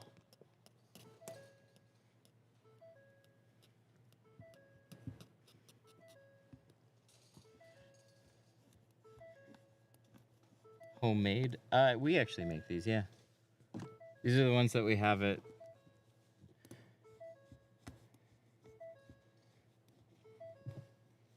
There we go.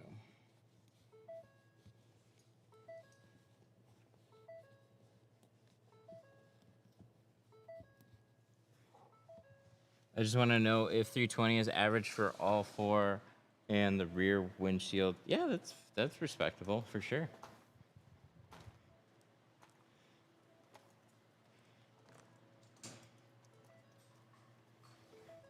Bro, turn the time off. There you go. You're happy now?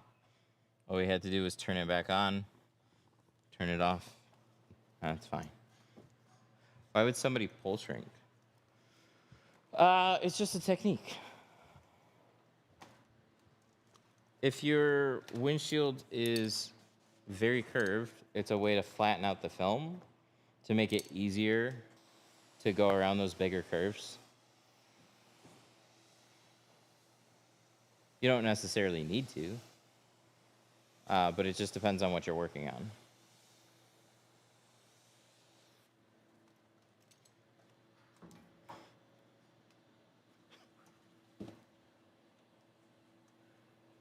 That's what I charge for carbon. Yeah, it used to be $350 for all the sides and rear in carbon.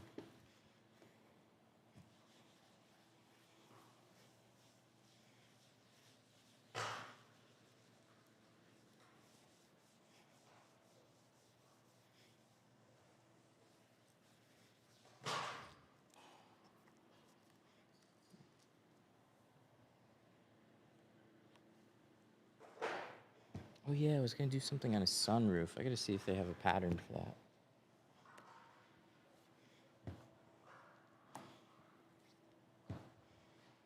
that. No, we don't have these ones in particular. We should though.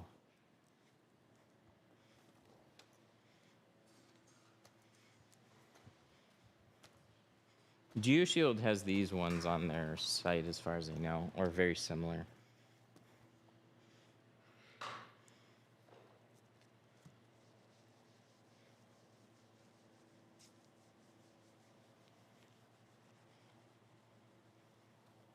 I used a pull shrink on an 86 Jeep. Really? A Jeep with curved windows? Wow.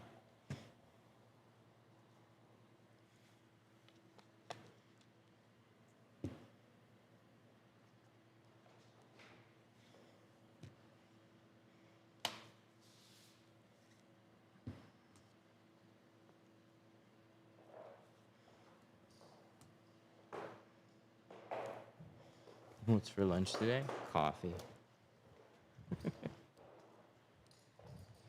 All right, so let's put some glass aid on this thing.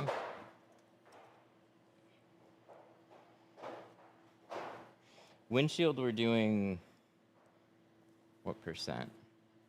35? Yeah, 35. If I have a question on how to shrink this window, where could I get help? So you can either ask while I'm doing it live, or you can go to our Facebook group. Search window tint, and you'll find it. There's like over 100,000 people.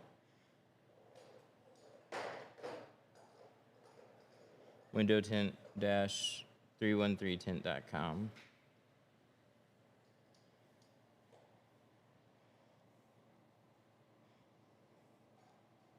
Crazy seeing you at the glass shop to now having your own place. I know, right? Feels good.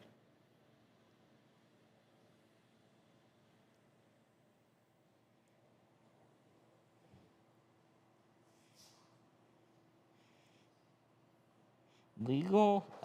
Depends on if he's got a doctor's note or not.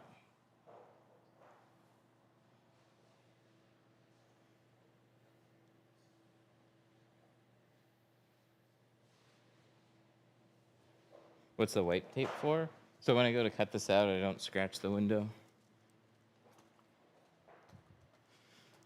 No more dusty glass shops. No, I hope not.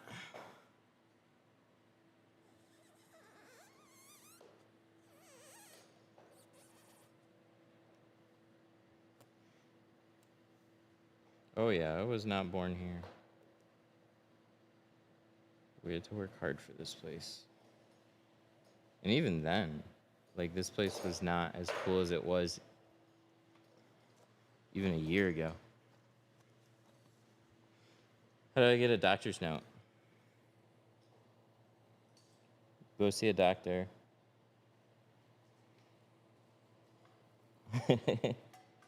It's always been challenging to get one. I've actually never even tried to get one, though. I just hear sometimes from customers, like, you should have a legitimate reason, which is the whole reason why they say a doctor's note. That's the whole point. So if you don't actually have a legitimate reason, I'm sorry. There's not going to be any secret. You either know somebody or you don't. Because if it worked that way, everybody would just pay to have doctor's notes, and then that would be it.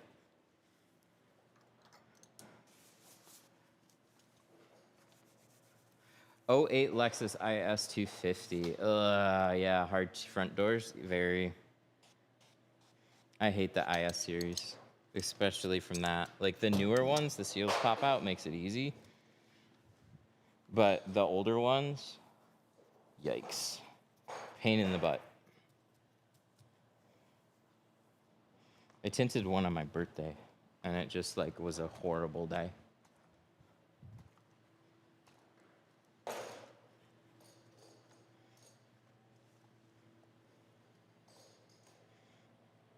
The new ones you can, the old ones are not easy pop on, pop off panels either. New ones were super easy. But yeah, speakers get in the way. And the panels are basically made of like melted rubber. Yeah, on those you'd want to remove the full panel. I don't think you can get the seals back in without removing the full panel.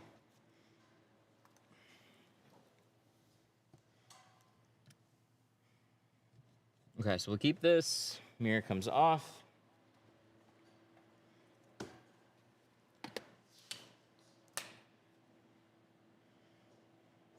Can you please hand cut this? Yep, that's what we're gonna do. What was it? This one? This one.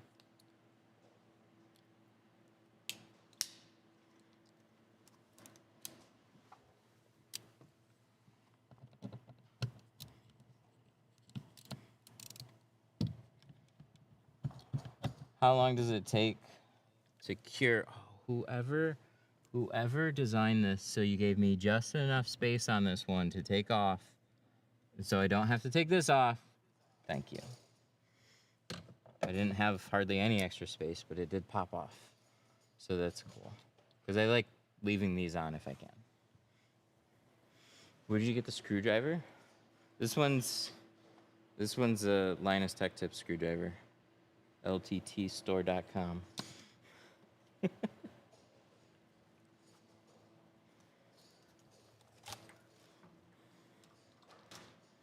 There's still a different color I want to get. How do you learn to put window tints by yourself? Watch videos and practice. Ask questions. Get involved in the community. It's entirely possible. Is a phone on your head? No, I have a neck mount. I used to put a GoPro on my head. But GoPros, they don't do vertical streaming. And the Osmos, like, I just can't do both. I would be using an Osmo right now, but I wasn't able to get it to work.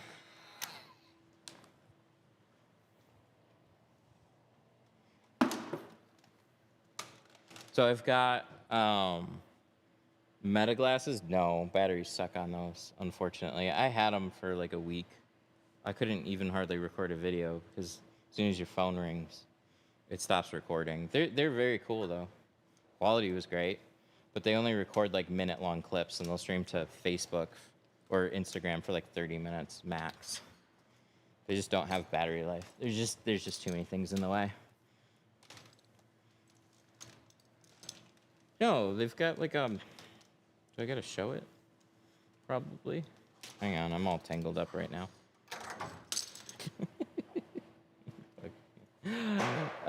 This thing. Hang on. One of these guys. Magnetic mounts. And then you just go, boop. There you go. MagSafe. I had to get a shorter iPhone, though, to make this work. Otherwise, the pros are just too tall. Gold chain. Where do you get it? Like, for real? Amazon or TikTok shop? Just wait. Just wait. You're messaging on TikTok right now. Your algorithm is going to be flooded with videos of these. The viral neck knot. Oops. That was a loud one.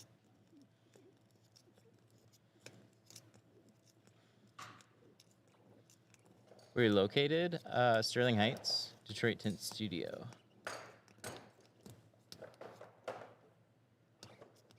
Yeah, it just looked like a MagSafe neck mount. There we go. Save his sticker.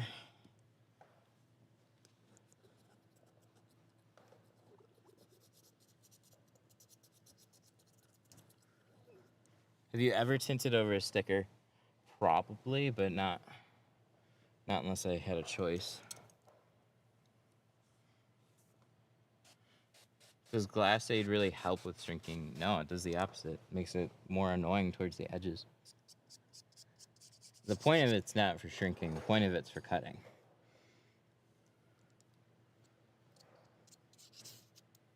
So after you shrink it, you need to trim out your pattern. And so it acts as a barrier between your knife and the glass. But anything raised along the edges doesn't make shrinking any easier.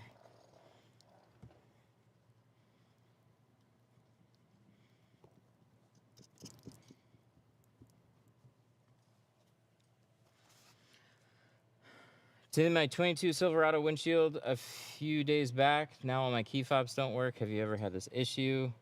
Obviously, I use a soak rope, but something still got wet. On your own Silverado? No, I'm actually surprised because it's a Silverado. Generally could tint those without even using a soak rope and still probably be okay. That I do not know.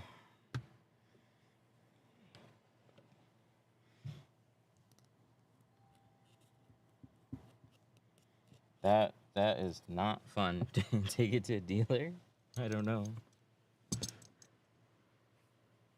Every time I use Glass Aid and shrink, the corners of the tape would pull in and cut it short. So you don't want to stretch Glass Aid. There's two things happening there. So I scrub and squeegee the window so the Glass Aid sticks better. If I just wipe it off with a towel, it's not going to stick super well. And anywhere there's tension, it's going to try and pull inwards. So as you're laying this stuff, I'll pull out a stretch and I'll let it relax a little bit, and that's when I stick it down. So don't try and stretch it around a corner.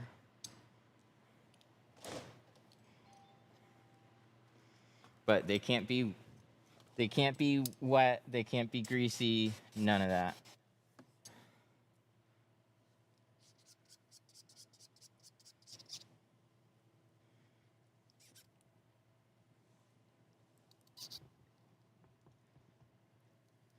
Maybe that was the issue. I just stopped using it. Yeah, I would too if it was not working for me.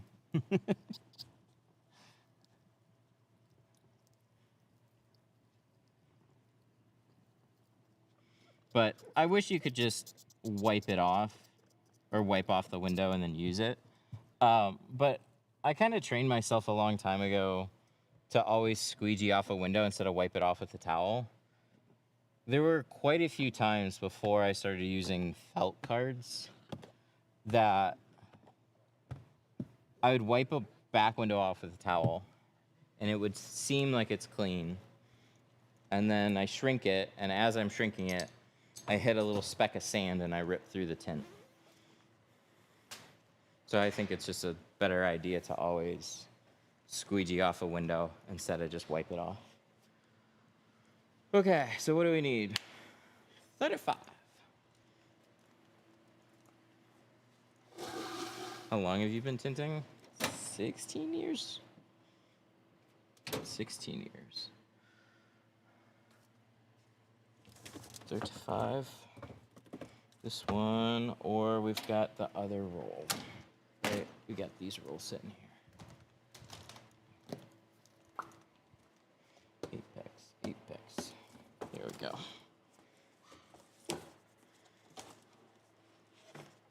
Heavy.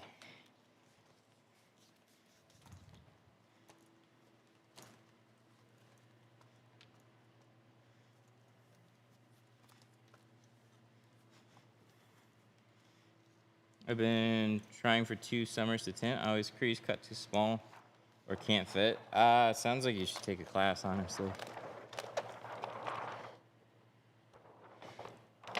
It's hard to say. It's never that simple of just do this, just do that. Like, there's so much nuance in tinting.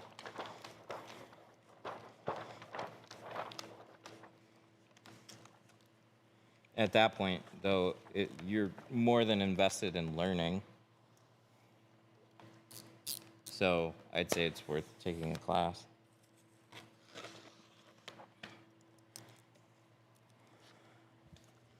It's a 36-inch roll. 36. What do you think about XPEL XR Plus? I hear good things. I think this stuff will go toe-to-toe with it or beat it. That's the point. This is two-layer ceramic. I don't know. I should pull up the specs and see.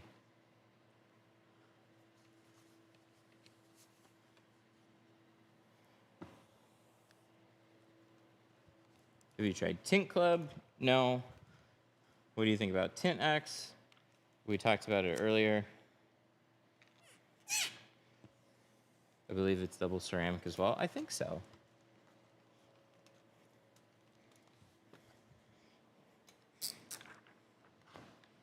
So this will be,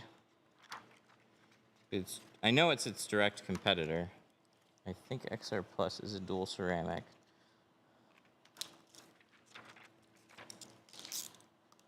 We'll go toe-to-toe with each other.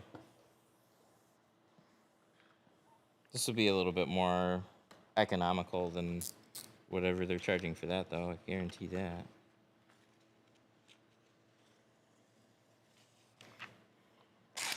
XPEL XR Plus has a blue hue to it.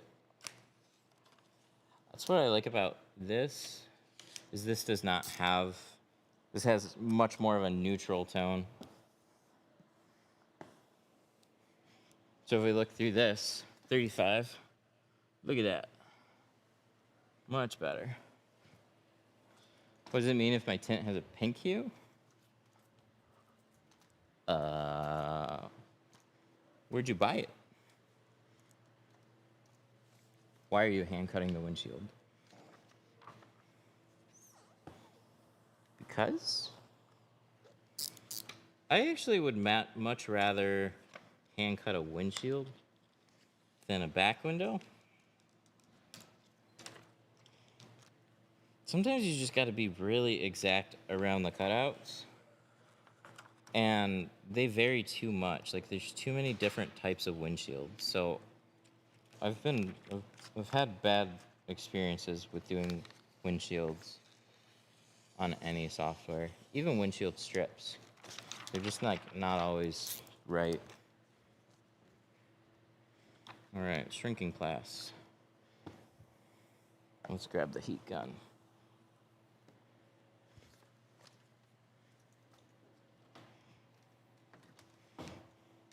Yeah, aftermarket windshields are definitely a thing. They all vary a little bit, so you can't have like every exact pattern for it because it doesn't make sense to. Even factory ones, though, I've had like mixed results. Okay, let me sit this down. First thing in tinting a windshield is we need to set up some anchor points. So we're gonna just release this back from the glass here. See how it's all floating? It's all wiggling. If I were to just shrink it now, it's just gonna shrivel up and pull away from the windshield. So first thing we need to do is anchor it. So I'm gonna pull from the center, flatten it out, and then cart it down, and see, now it's stuck there. See that center point where it's not wiggling anymore? It's anchored. Same thing for the fingers on the side. Like, you take these, and you just direct them up, and you make bigger fingers up top. Leave your sides flat. Right like that. Now don't take like a full card width away. Do like a half card. So angle it and just take away like an inch or two. And just get that to lay flat. So now you have your film wiggling here, but this is stuck. That's the purpose of the snuggle dryer sheet right underneath. So now we're gonna take our heat gun all the way on high. And we're just gonna take our time. This is an Apex dual ceramic.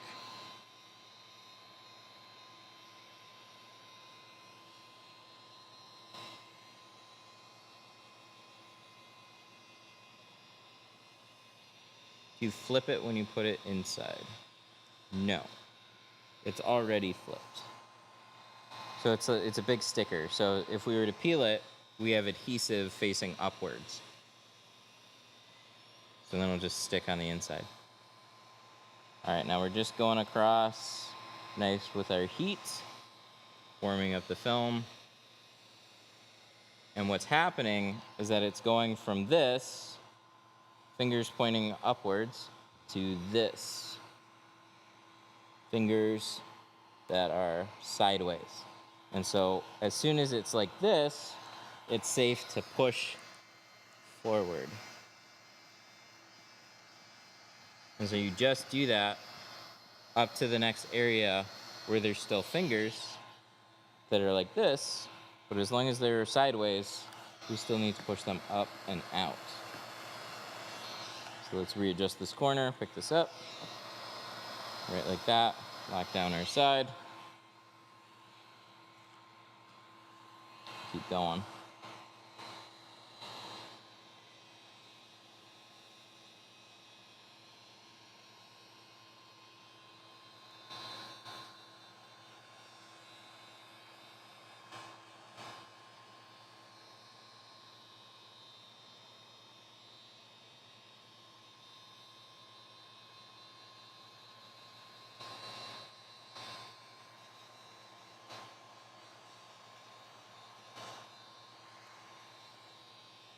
No, this is not staying on the outside. This is getting molded to fit the curve, and then we're gonna put it on the inside. But there's only space to do this on the outside, so that's why we do it like this. Are you gonna double shrink? No.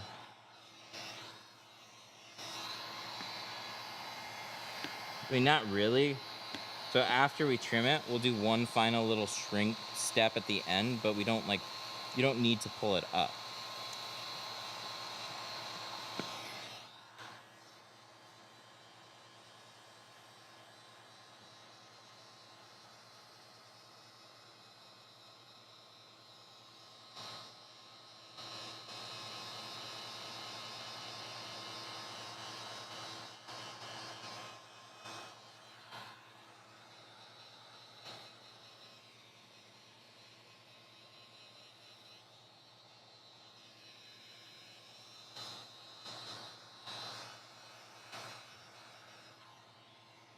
go.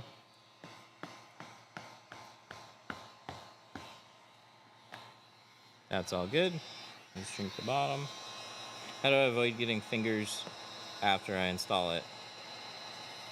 It really comes down to a couple little things. Making sure all the edges are laying flat on the windshield, and when you squeegee things, you start back in the center and work things out evenly. You might have something small pop up on the inside, but if you're having big fingers pop up on the inside, you didn't shrink the film quite enough. You probably forced it to stick before it was completely shrunk.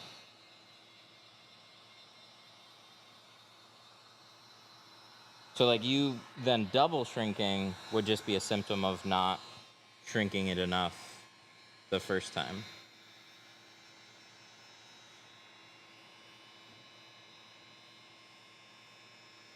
Is Dawn bad for slip? Yes, it's got degreasers in it. I wouldn't use any soaps with degreasers in it.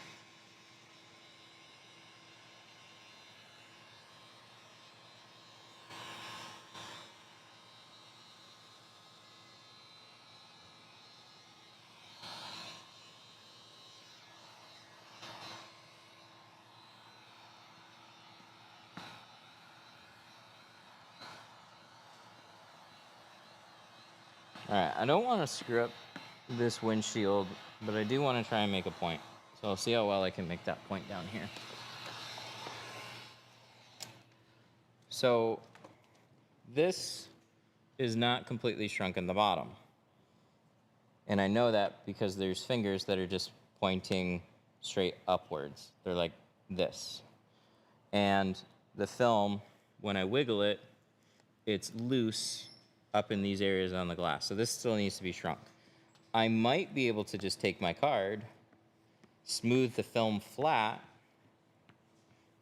and get sections of it to lay stuck to the dryer sheet before it's actually completely shrunk. So it kind of looks like it's shrunk, but it's not shrunk enough. When you're shrinking, you want to look at what the film is doing.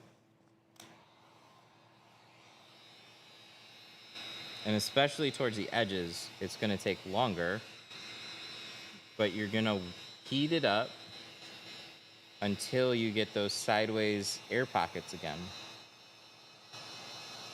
And then you know it's shrunk all the way. Because when you shrink it, it pulls.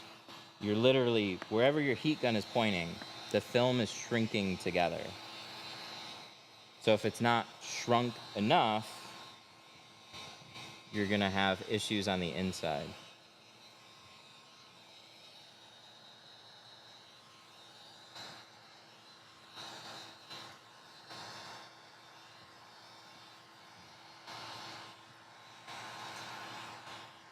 But there are an awful lot of people that at our classes, they will heat up the film some, but they're not really shrinking it very much. And then they're carting it down because they're too nervous that they're going to screw it up.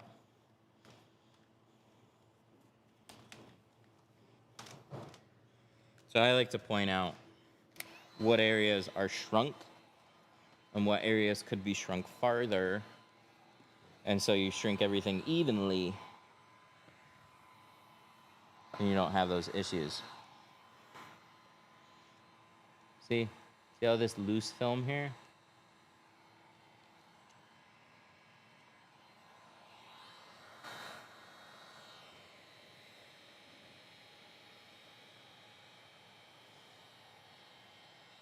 Let's see. I'll shrink most of this, if not all of it, and not cart it down yet. So it'll hopefully illustrate what it should look like before you cart it down.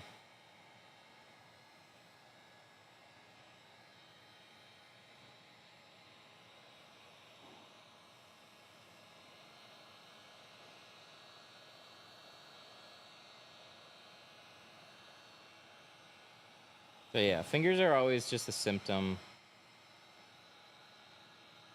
And it always means that there's just film that is bunched up in that area. That's why it's not laying flat.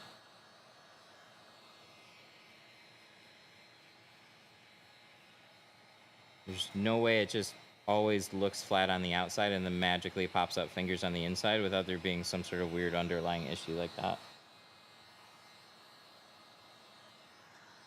But your heat gun does the work, and your card is just an organization tool. So I think a lot of people just think if I can smush the film down, then it's good and it's shrunk. And what if I just took my heat gun and pointed some heat at it, it's shrunk. You need to be patient and learn what to watch for. So let me finish this up and I'll show exactly what I'm looking for.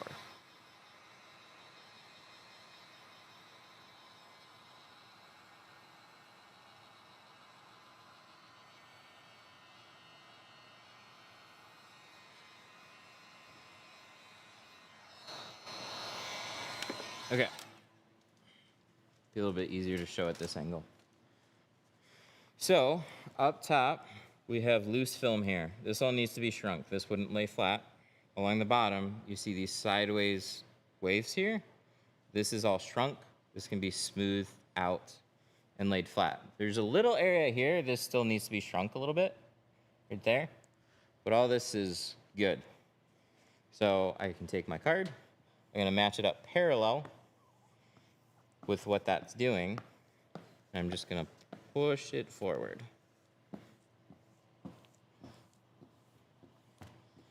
So it's helpful to card it while you're shrinking it so you don't have like a ton of film just to like push out. You can do it in little bits at a time. But you see at this point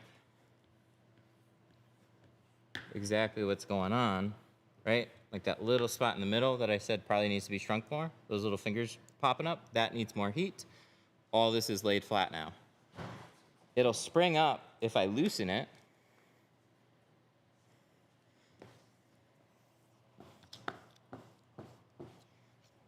But there we go.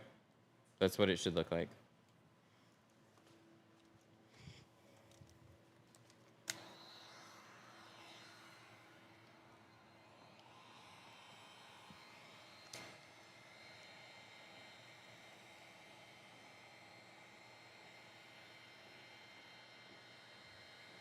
Finish that little center section. This all looks good.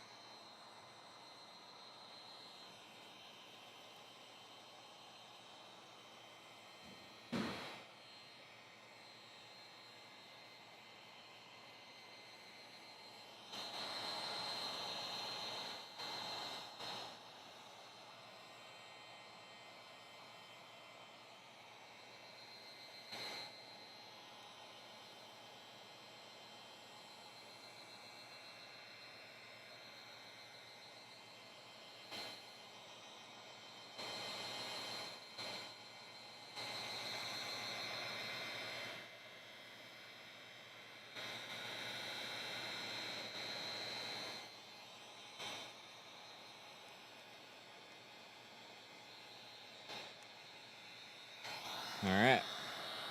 So these little areas up here, they're still loose and they're kind of wobbling around, but they definitely do not look like this. Kind of look like this weird in between. So all this still needs more heat.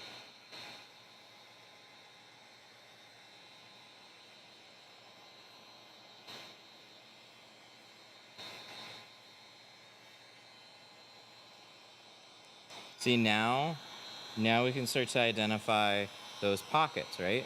They went from being kind of like loose like this little edge here to now being more defined sideways little pockets. That's what I'm looking for. And you just heat it up until it does that. So remember, snuggle dryer sheet underneath, anchor point in the middle, anchor point on the side, and then just heat it up until it does that.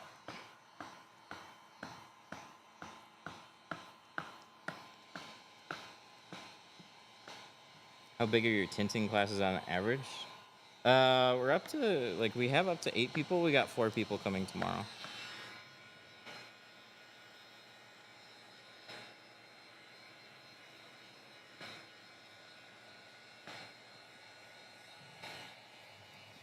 There we go. And then the center section, this is all getting trimmed off. So I don't really need to worry about it.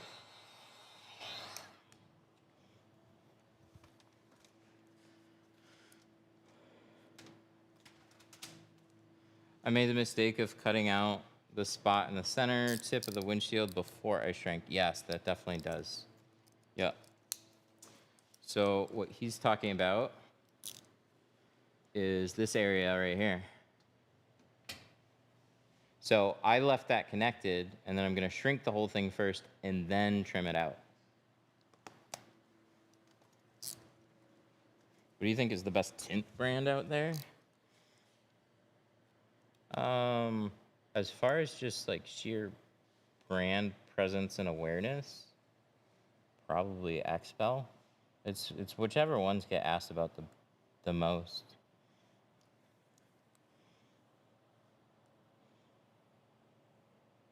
Like from like a sheer consumer standpoint. You still have like Lumar and 3M that are like recognizable enough.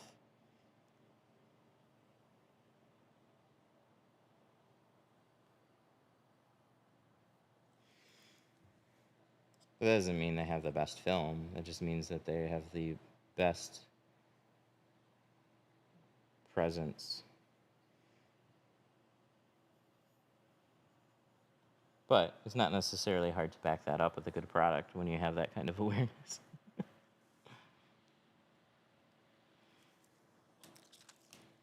I always fear that I'll make the cut too big.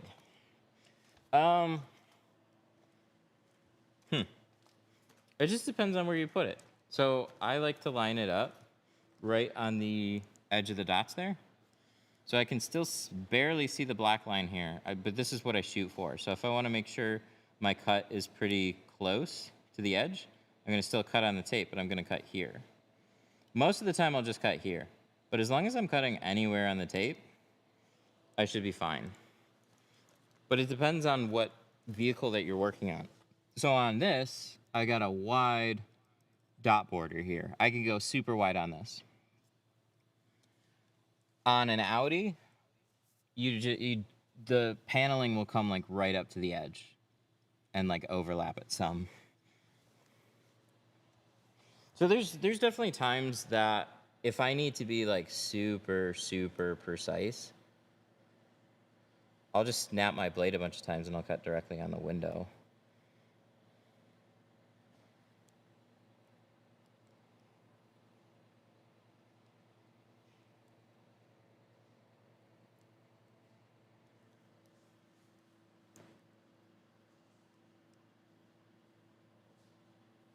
Do I need glass aid or can I use light?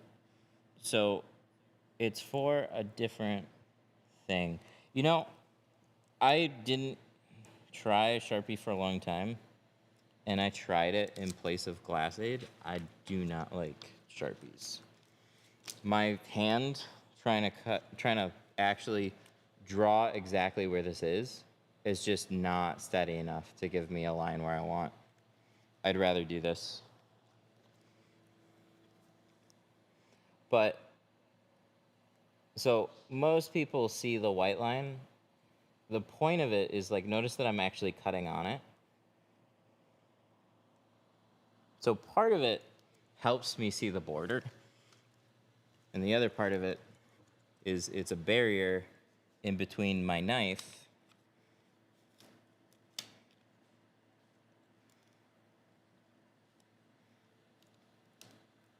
If you do a Sharpie, what's the process?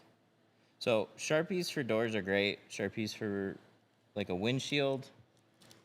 What you'll do is you will draw your pattern and then you'll take it over to a board after you've shrunk it and then you just trim it out on a board. You don't use templates. I literally just did a shield and it would take me 30 minutes to do this. I don't like platter patterns for windshields, no.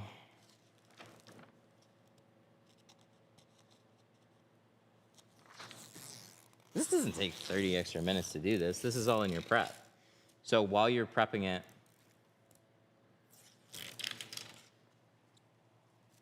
you line this around it, let that dry, and then you trim it out instead.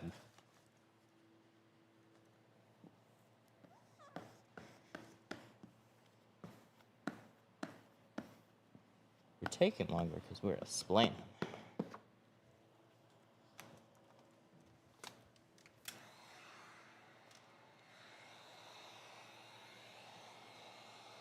Okay, so last step, after I trim it out, I'm just gonna run my heat gun right towards the edges, top and bottom. Bottom is more important.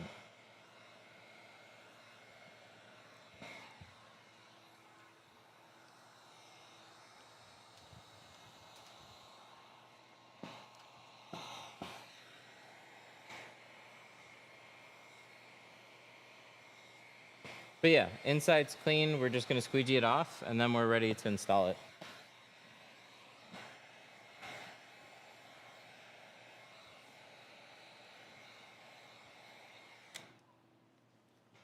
There we go. Are carbon blades safe to use if you're still using glass aid? Yeah, but I'd still use stainless.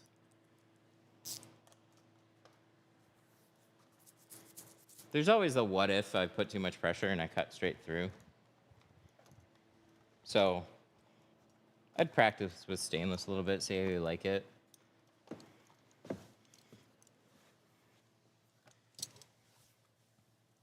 Ooh, one more thing. One more thing. This, is it up here? No. Is it over there? No. It's over here.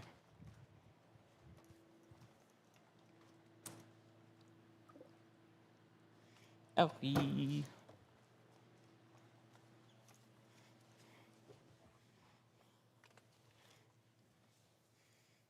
yeah, carbon, the thin carbon one's really good for the top edge of the door glass. Other than that, I don't use carbon anywhere else.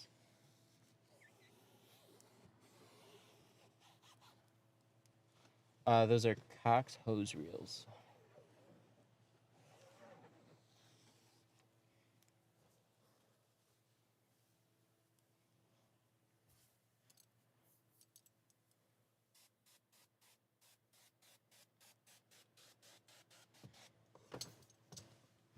I tried Gia, I didn't like it. It felt really, really sticky. It is very sticky. Very sticky.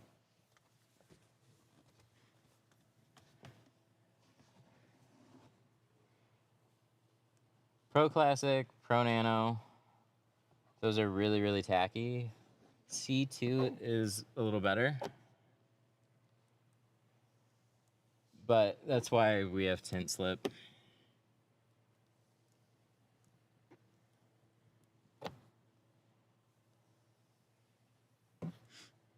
I did use GeoShield's tint slip. That's unfortunate. Use more. You still should make it stronger. But yeah, it's not going to skate around the window like a lot of, there's quite a few brands that'll slide a little bit easier. GeoShield is just, yeah, it's a very tacky film.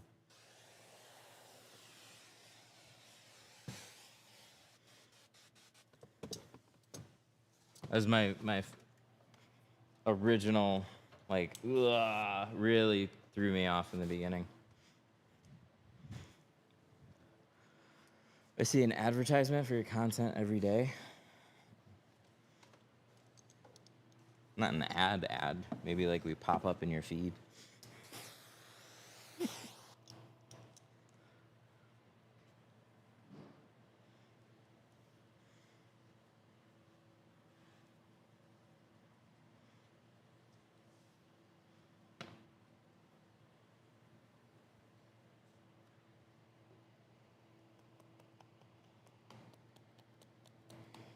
Okay, so the other way to peel film besides your teeth is just to flick the corner.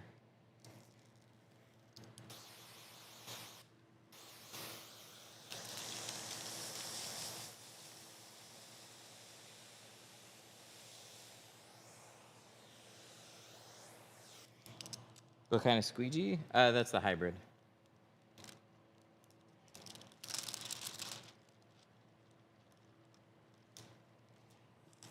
There we go. Let's go to the other side, peel that.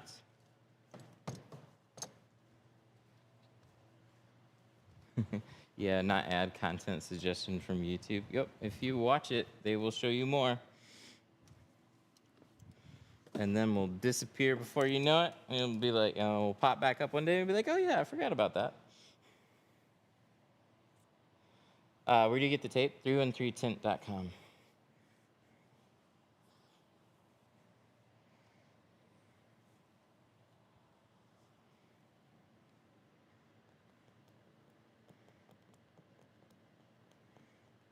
The extra curved ones here, like when they're a really rounded edge, it always makes it a little harder for me to get.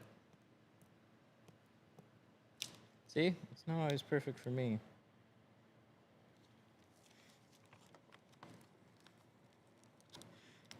Do you only install carbon and ceramic? Yes. Yes, we do now. I still like Pro Classic, though.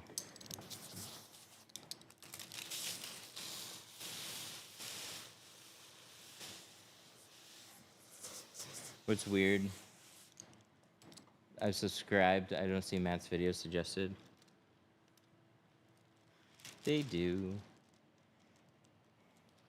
If there's nothing that's been posted lately, though, you're not going to necessarily see, like, old stuff all the time.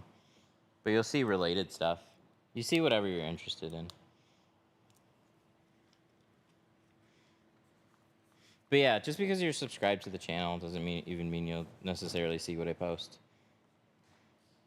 Subscriber numbers are a meme. It's all algorithm based. It's based on what you watch.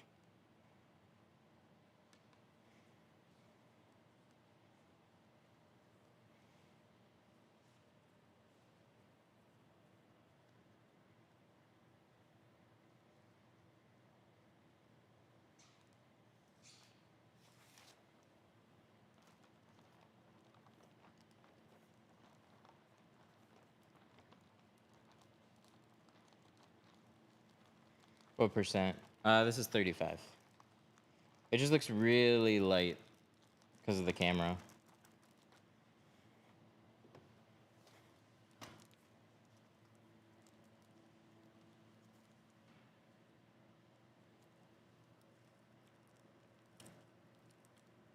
Oh, come on, come on, come on.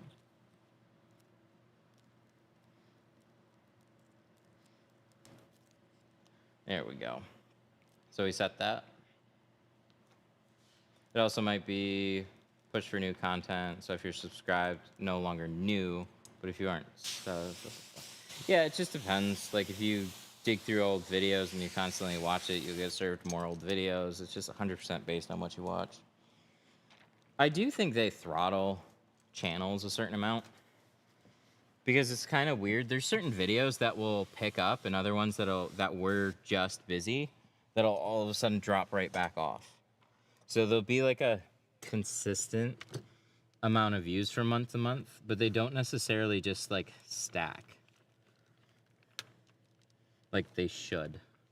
Because if one video is, let's say, getting 500,000 views a month, and then all of a sudden another video takes its place, just in a recommendation, and I haven't posted anything, that video that was still getting 500,000 views a month will, for some reason, just start getting far less views, and another one will take its place. That happens all the time.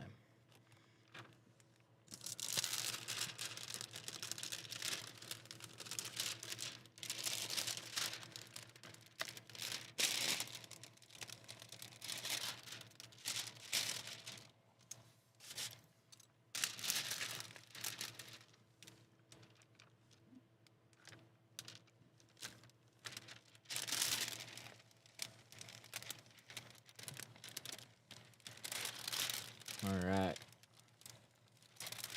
So I left it still like unreleased in the center area and these corners.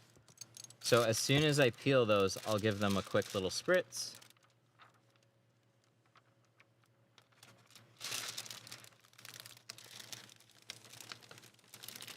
There we go. Toss that out.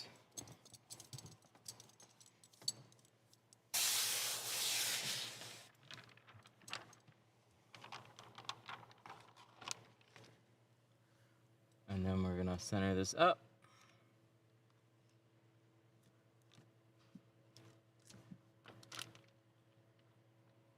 They adjust the algorithm every couple of years. Yeah, that one's been consistent though. That one's been consistent for a very long time. I don't know why, but it seems like a channel can only get so popular unless they're making new stuff that is just hitting really hard.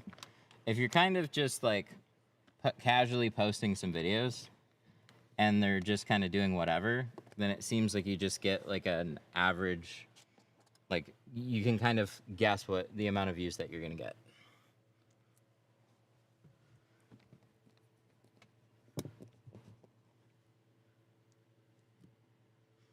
But I don't even know what's gonna happen to creators in a couple years. AI is gonna take everybody's job.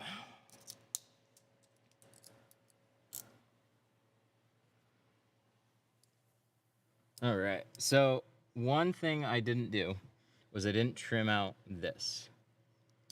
That's totally optional. You can do it ahead of time, and that makes life a little bit easier for just installing it.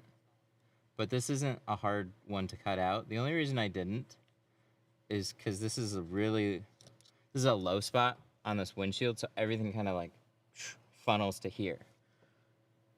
So if I'm not super careful, sometimes dirt can trail down as you have water dripping down to this area. So if it's easy to just trim out, sometimes I'll just do that.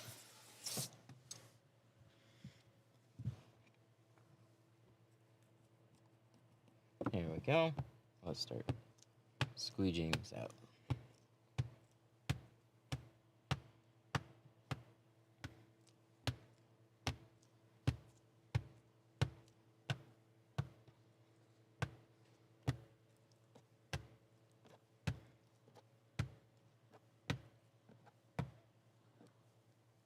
There we go.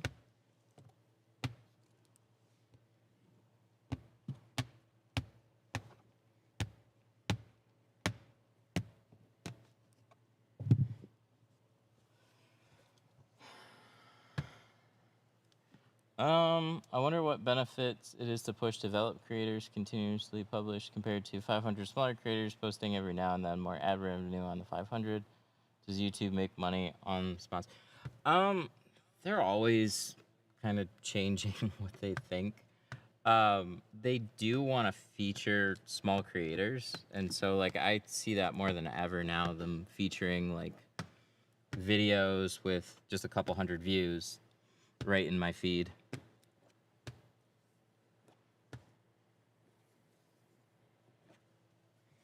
But sometimes they want to feature small creators. Sometimes it seems like they're just featuring large creators. More and more, though, it doesn't necessarily seem like it. But it really is more than ever now. Just a 100% open algorithm. So what they say, and I've heard from lots of people, so people that say they have contacts at YouTube, is every video is its own island. So it basically is like independent of your channel. If you make a big video, you don't need even 100 subscribers to get a lot of views. That video will find its way, and it will get pushed, and it will get pushed, and it will eventually blow up.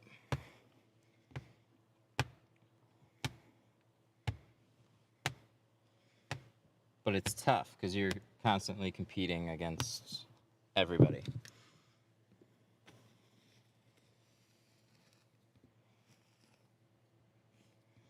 So, what's been really tough for me to wrap my head around is there's a lot of times I'll post a video and a lot of it will be weighted on the title. Or there's like it's so difficult. Like you can have a good thumbnail and you can have a decent title, but I've had videos literally change so drastically because I'll retitle the video. And that gets frustrating. I'd rather like to focus on making a video with a good hook in the beginning, but you need both. You need a good hook in the beginning and you need a even better thumbnail and title. And the title matters more.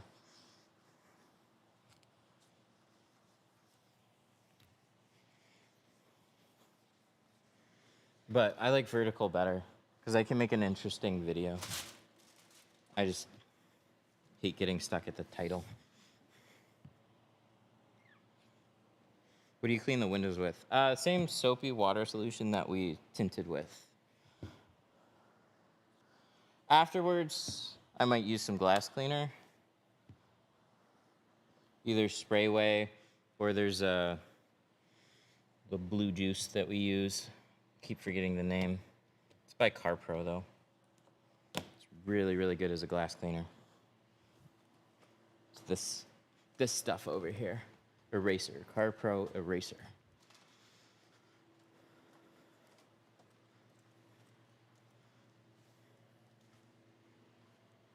Is ceramic tint thicker? It can be. Apex is. C2 ceramic is a 1.5 mil. Apex is 2 layers of ceramic. This is a 2 mil film.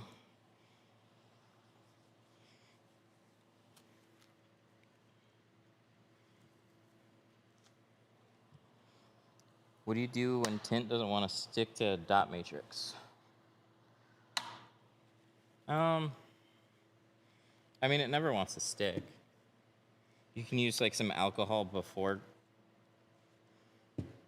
you tint it, and then however it sticks is however it's gonna stick. It's never gonna like seal up. So you're always gonna see the dots. Yeah, vertical videos or shorter videos. Yeah, and some people say it's just the length and attention spans, and like I definitely agree with that to a point. But it's also in the way that they're served. It's so nice to actually just start your video rather than trying to have to sell it off of a thumbnail and a title. Because like if you're just, you could have a video of you sitting in your car, do millions of views because it just hits with people. But if you had to sit there and think of a title and thumbnail for that video, good fucking luck.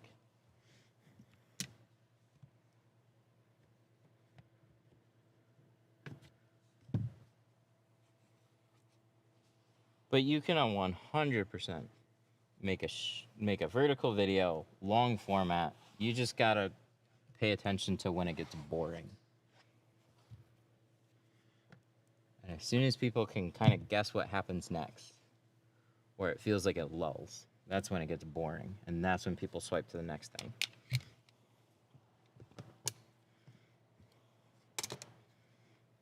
People like podcasts, people like long format.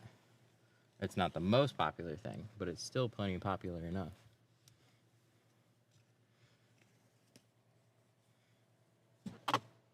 Ooh.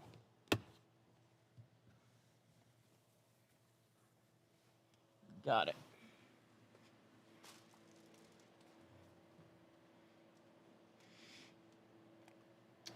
Yeah, but it really is just dependent on what you watch. The content-based algorithm is more complex. Yeah, it's easier to have you swipe and just be served something than it is to physically make a decision on what you want to watch next. So it just works better.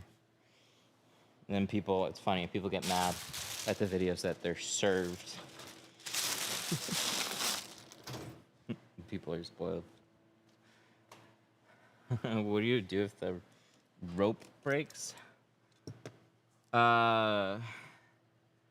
if the rope. Oh, if the rope brings the tint back. Be careful. You usually have to redo it if that happens, but you just got to be careful when you actually remove the rope. Titles are key. Certain keywords can get more suggested. Yeah, just literally how you phrase the same thing. So like I did a video on static cling film, and I had like 3 or 4 different titles. I don't remember what they were, like Walmart static cling film or something about like, I don't remember exactly what I had. But they're more like explanation titles, or just like this is the product title. And I tried a handful of things and nothing was working. And then it just hit me. I renamed it Window Tint So Dumb It's Genius. And then the video took off.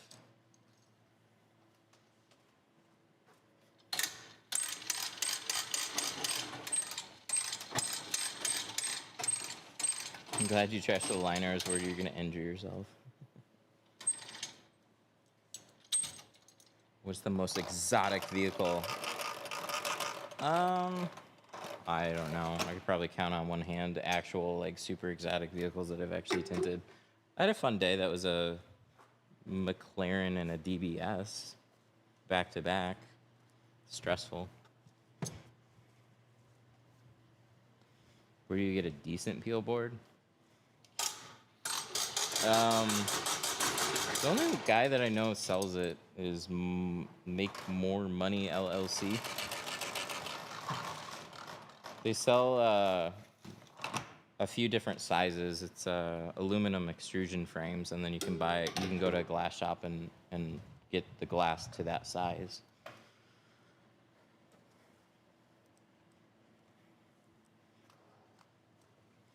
But you can't really like ship big glass. You can go get it locally. So you can find, or you can kind of find a frame or build one yourself and then just call around locally and get a piece of glass.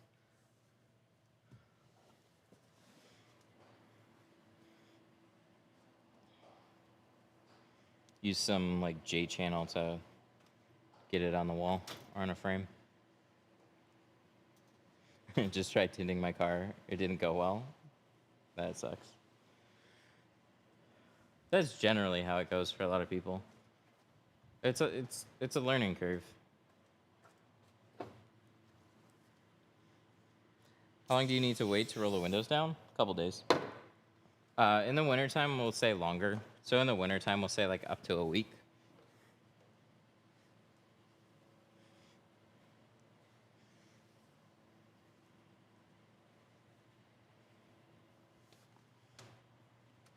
What I think is key in a video isn't necessarily what will get it suggested. Yep.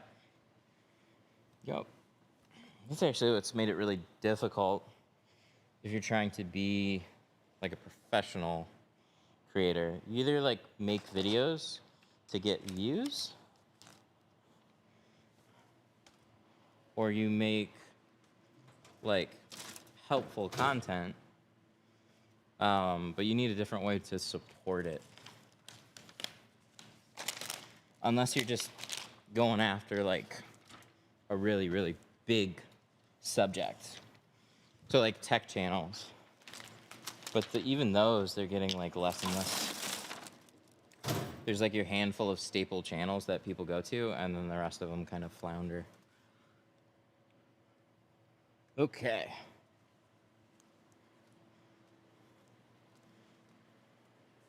Let's see here.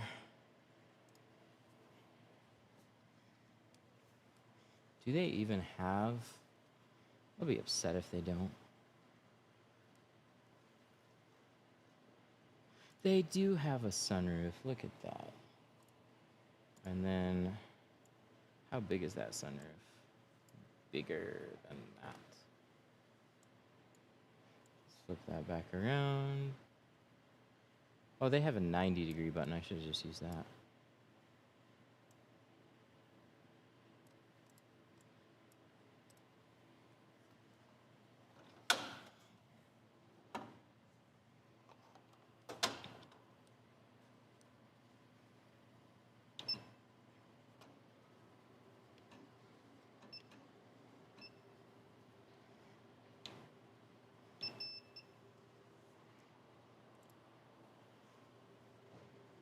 All right, let's see if we have enough. I'm unsure. Eee! Whew! Look at that! Look at that! Barely.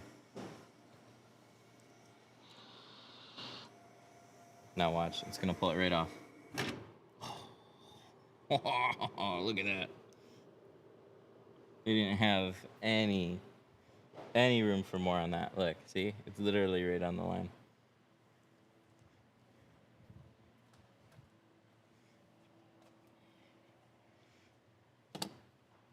Took a few times on a windshield before it finally hit me. So I need to make sure I cut the air between the glass and film to shrink it right. Yep. Yep, that's actually a really good point. I should maybe mention that more. This does have a sunroof. So we're doing the whole thing in Apex. And I don't know, we were just talking about the sunroof. So we're throwing this on here. Because he wanted to darken up the rear, and he was like, let's make the rear match the sunroof. And I said, I'm pretty sure they already do match, but he wanted to go darker.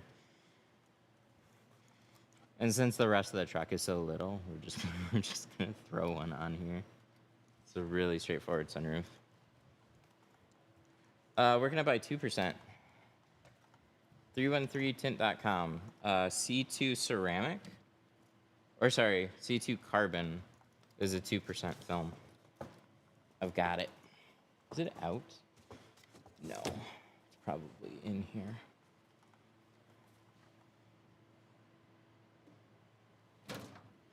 Da da da da.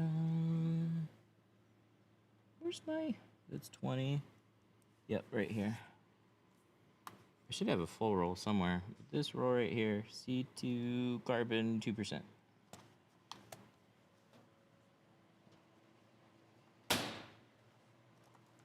I'm about to redo a tint job on an old Subaru Outback. Thanks for your videos. Can only afford cheapy Amazon tint though. Ew. You'll have to redo it again.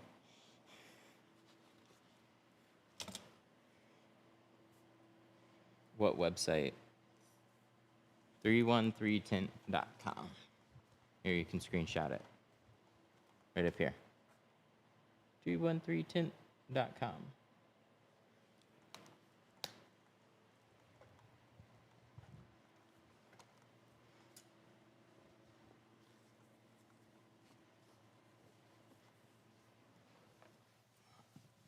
Thank God you're not affected by the flood.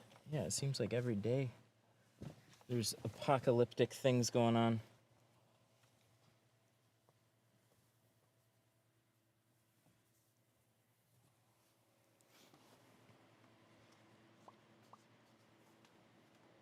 Where's my... Let's get one of these. How's business? It's going. Slower. But it's going. We got a class tomorrow. We're waiting on approval, text messaging approval, and then we're going to open up a lot of demo accounts for our software, free to use for like 30 days. So you can try out the bot messaging and have it try and schedule appointments for you.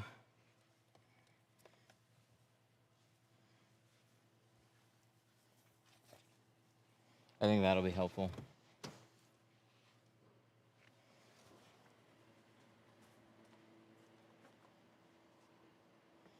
Okay, do we need to shrink this?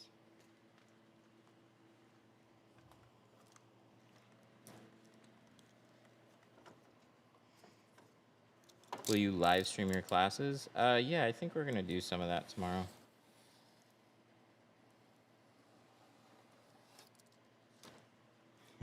Getting that dumb confidence. Oh, why'd I put that away? Oh, I thought it was done. I get this to do.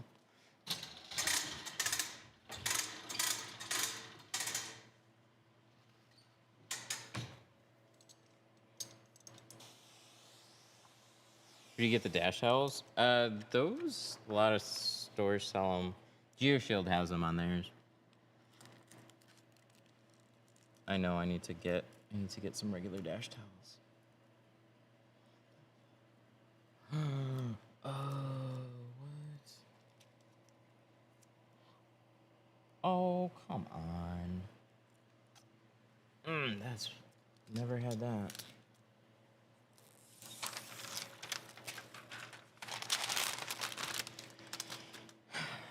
Okay, let's see if we can pull off a semi-miracle. That's frustrating.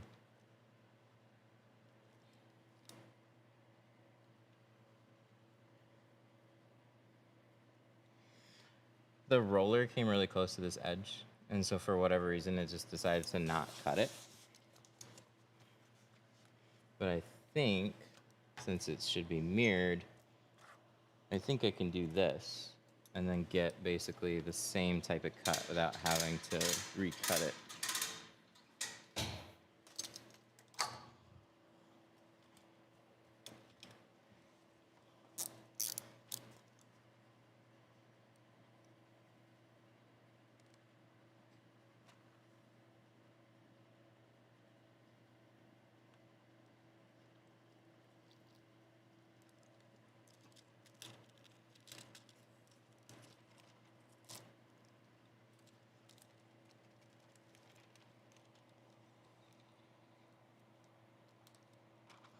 Ooh, but that part, I can't guarantee that part.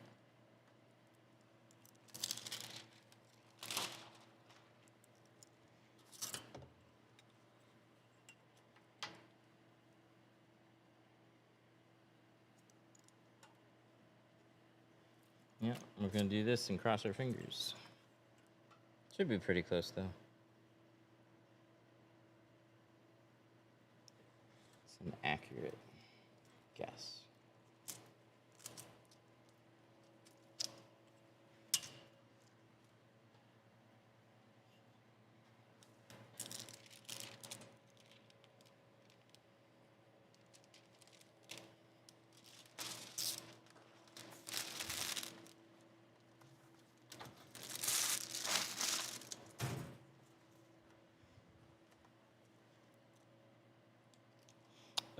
It's fine if I have to redo it again. Practice for the time being. Yeah, always redo. If you're trying to learn, if you're just trying to get a good tint job, then what you get is what you get. Try a couple times.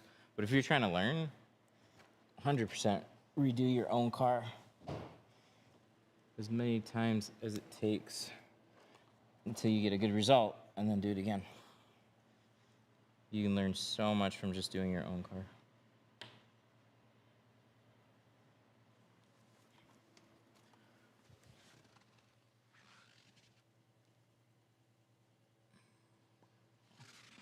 Yeah, we should be fine on this.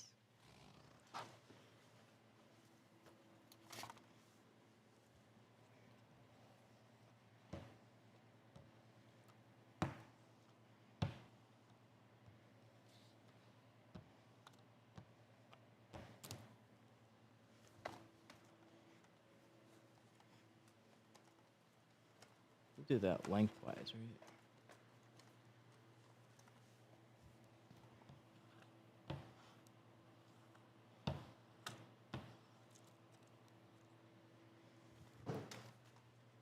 Here you go.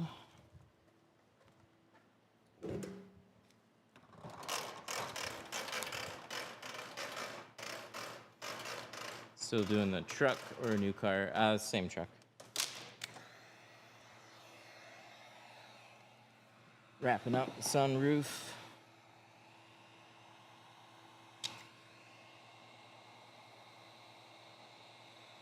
Do you believe in business cards? Oh yeah, for sure. I don't have any, and I should.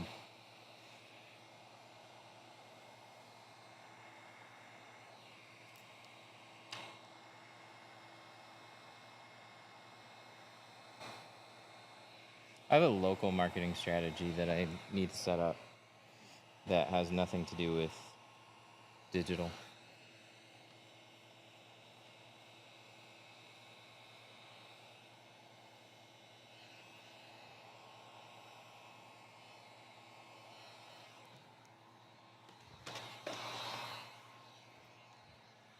Yeah, and especially in tinting, word of mouth is really big. It's just hard to get that in. So like everybody is focused on running ads and that. So that's where like obviously proven strategies are, but it's also where everybody is, so it gets more expensive and harder.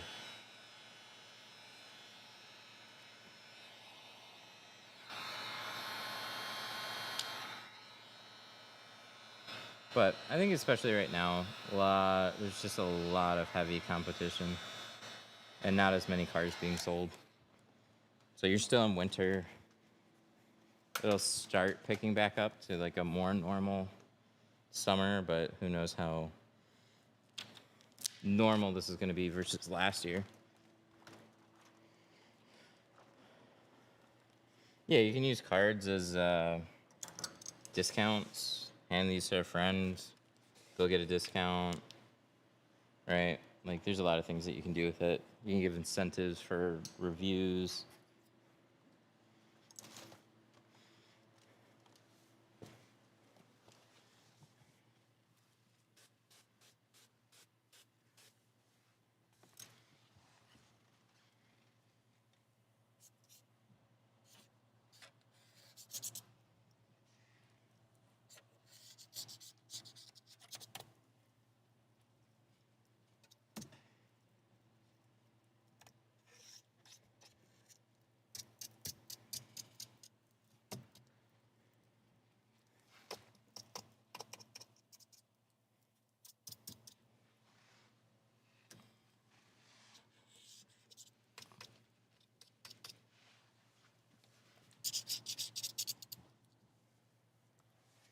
All right.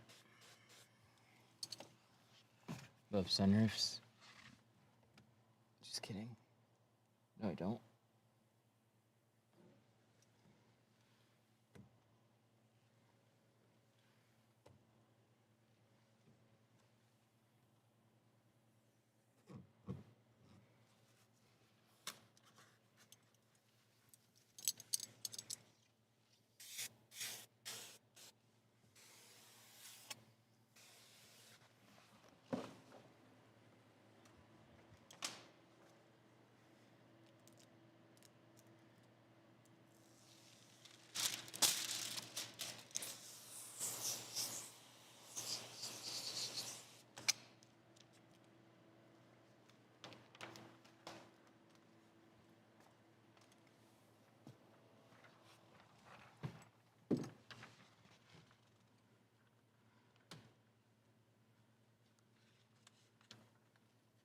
You use a different type of tint when doing residential. Yes, definitely. With residential, it's all about heat. So you can't just take the same awesome ceramic window film that you want to put on your car and put it on a house. You'll overload the windows and they can crack.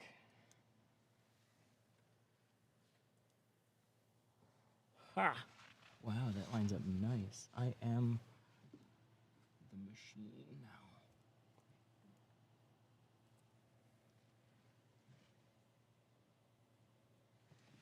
Just gotta make sure we have no gaps. Oh, good. That's down. That's down.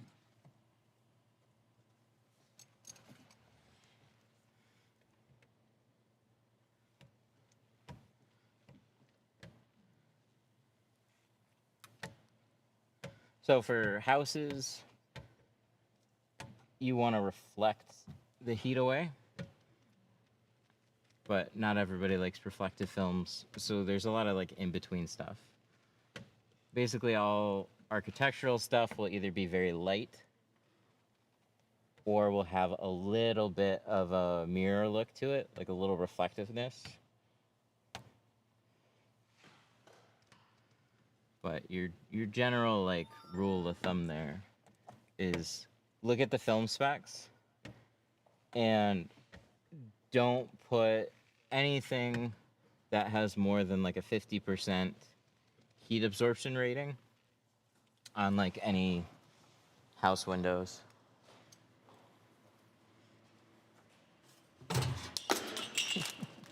was almost comical.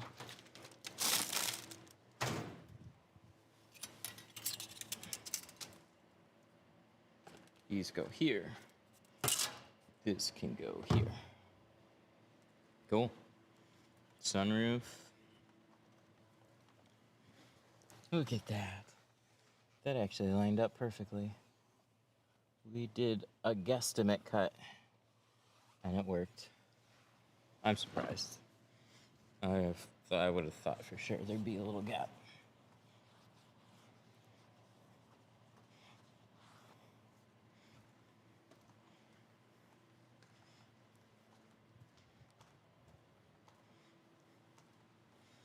Ooh, I can't get core. What software do you recommend? God, remember when I said everybody that they're probably going to start locking it down eventually, or I don't know what they're going to do, but I wouldn't be surprised if they lock it down. There they go, locking it down. What software? You can use Film Cut. Film Cut's going to be decent.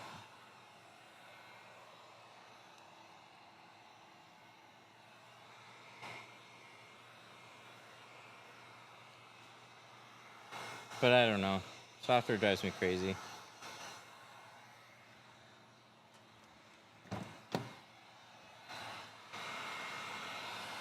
You can still get core if you're not a dealer, but you do need a business license, which is fair.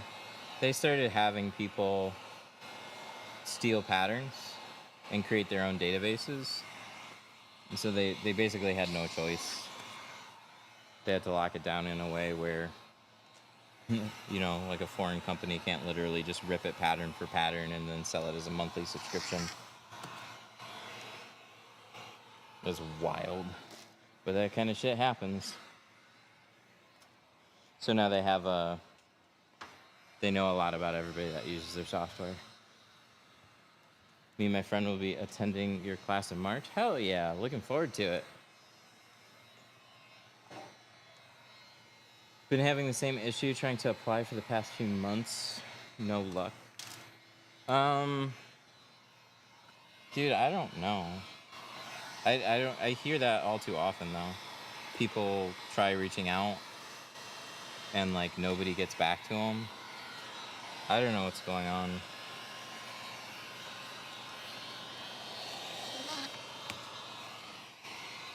I mean, I think at this point it would make sense to have somebody full-time in charge of that.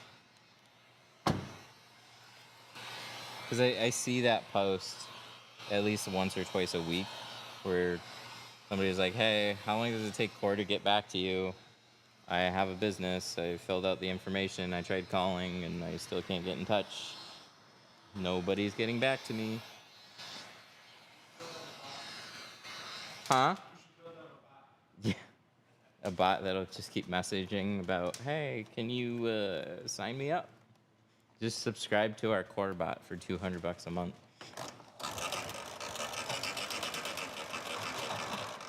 Can you get Core if you have an LLC? Yeah, I think that's the requirement.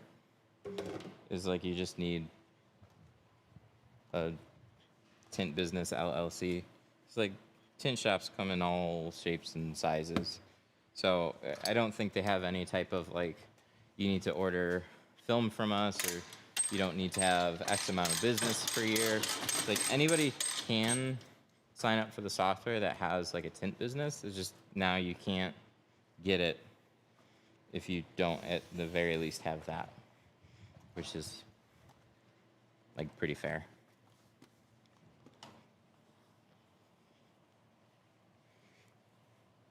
I mean, enough people are freaking out over the price increase, so. Yeah. Where can I buy that squeegee at? This one? This is a hybrid. You can buy it from here. Here, we gotta walk all the way back over. 313tint.com. This website up here.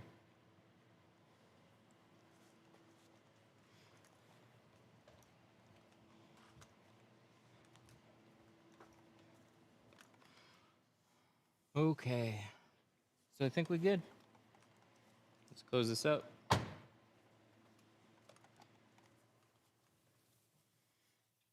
We got a mirror to put back, but this one is a wrap.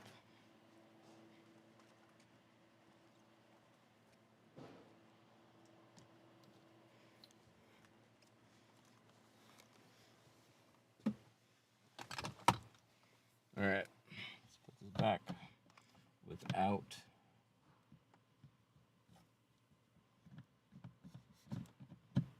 There we go.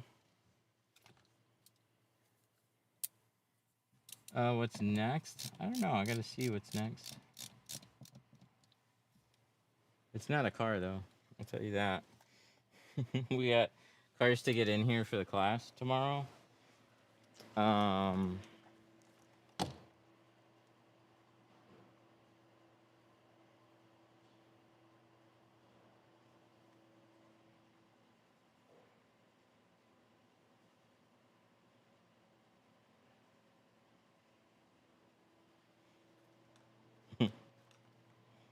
Sorry, 1 second.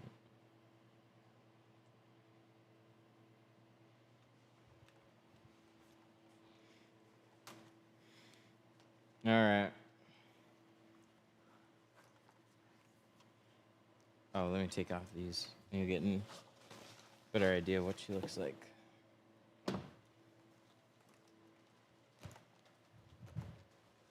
Yes, that website. Thank you.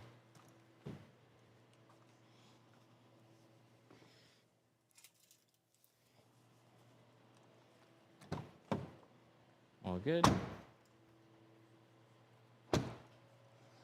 There you go.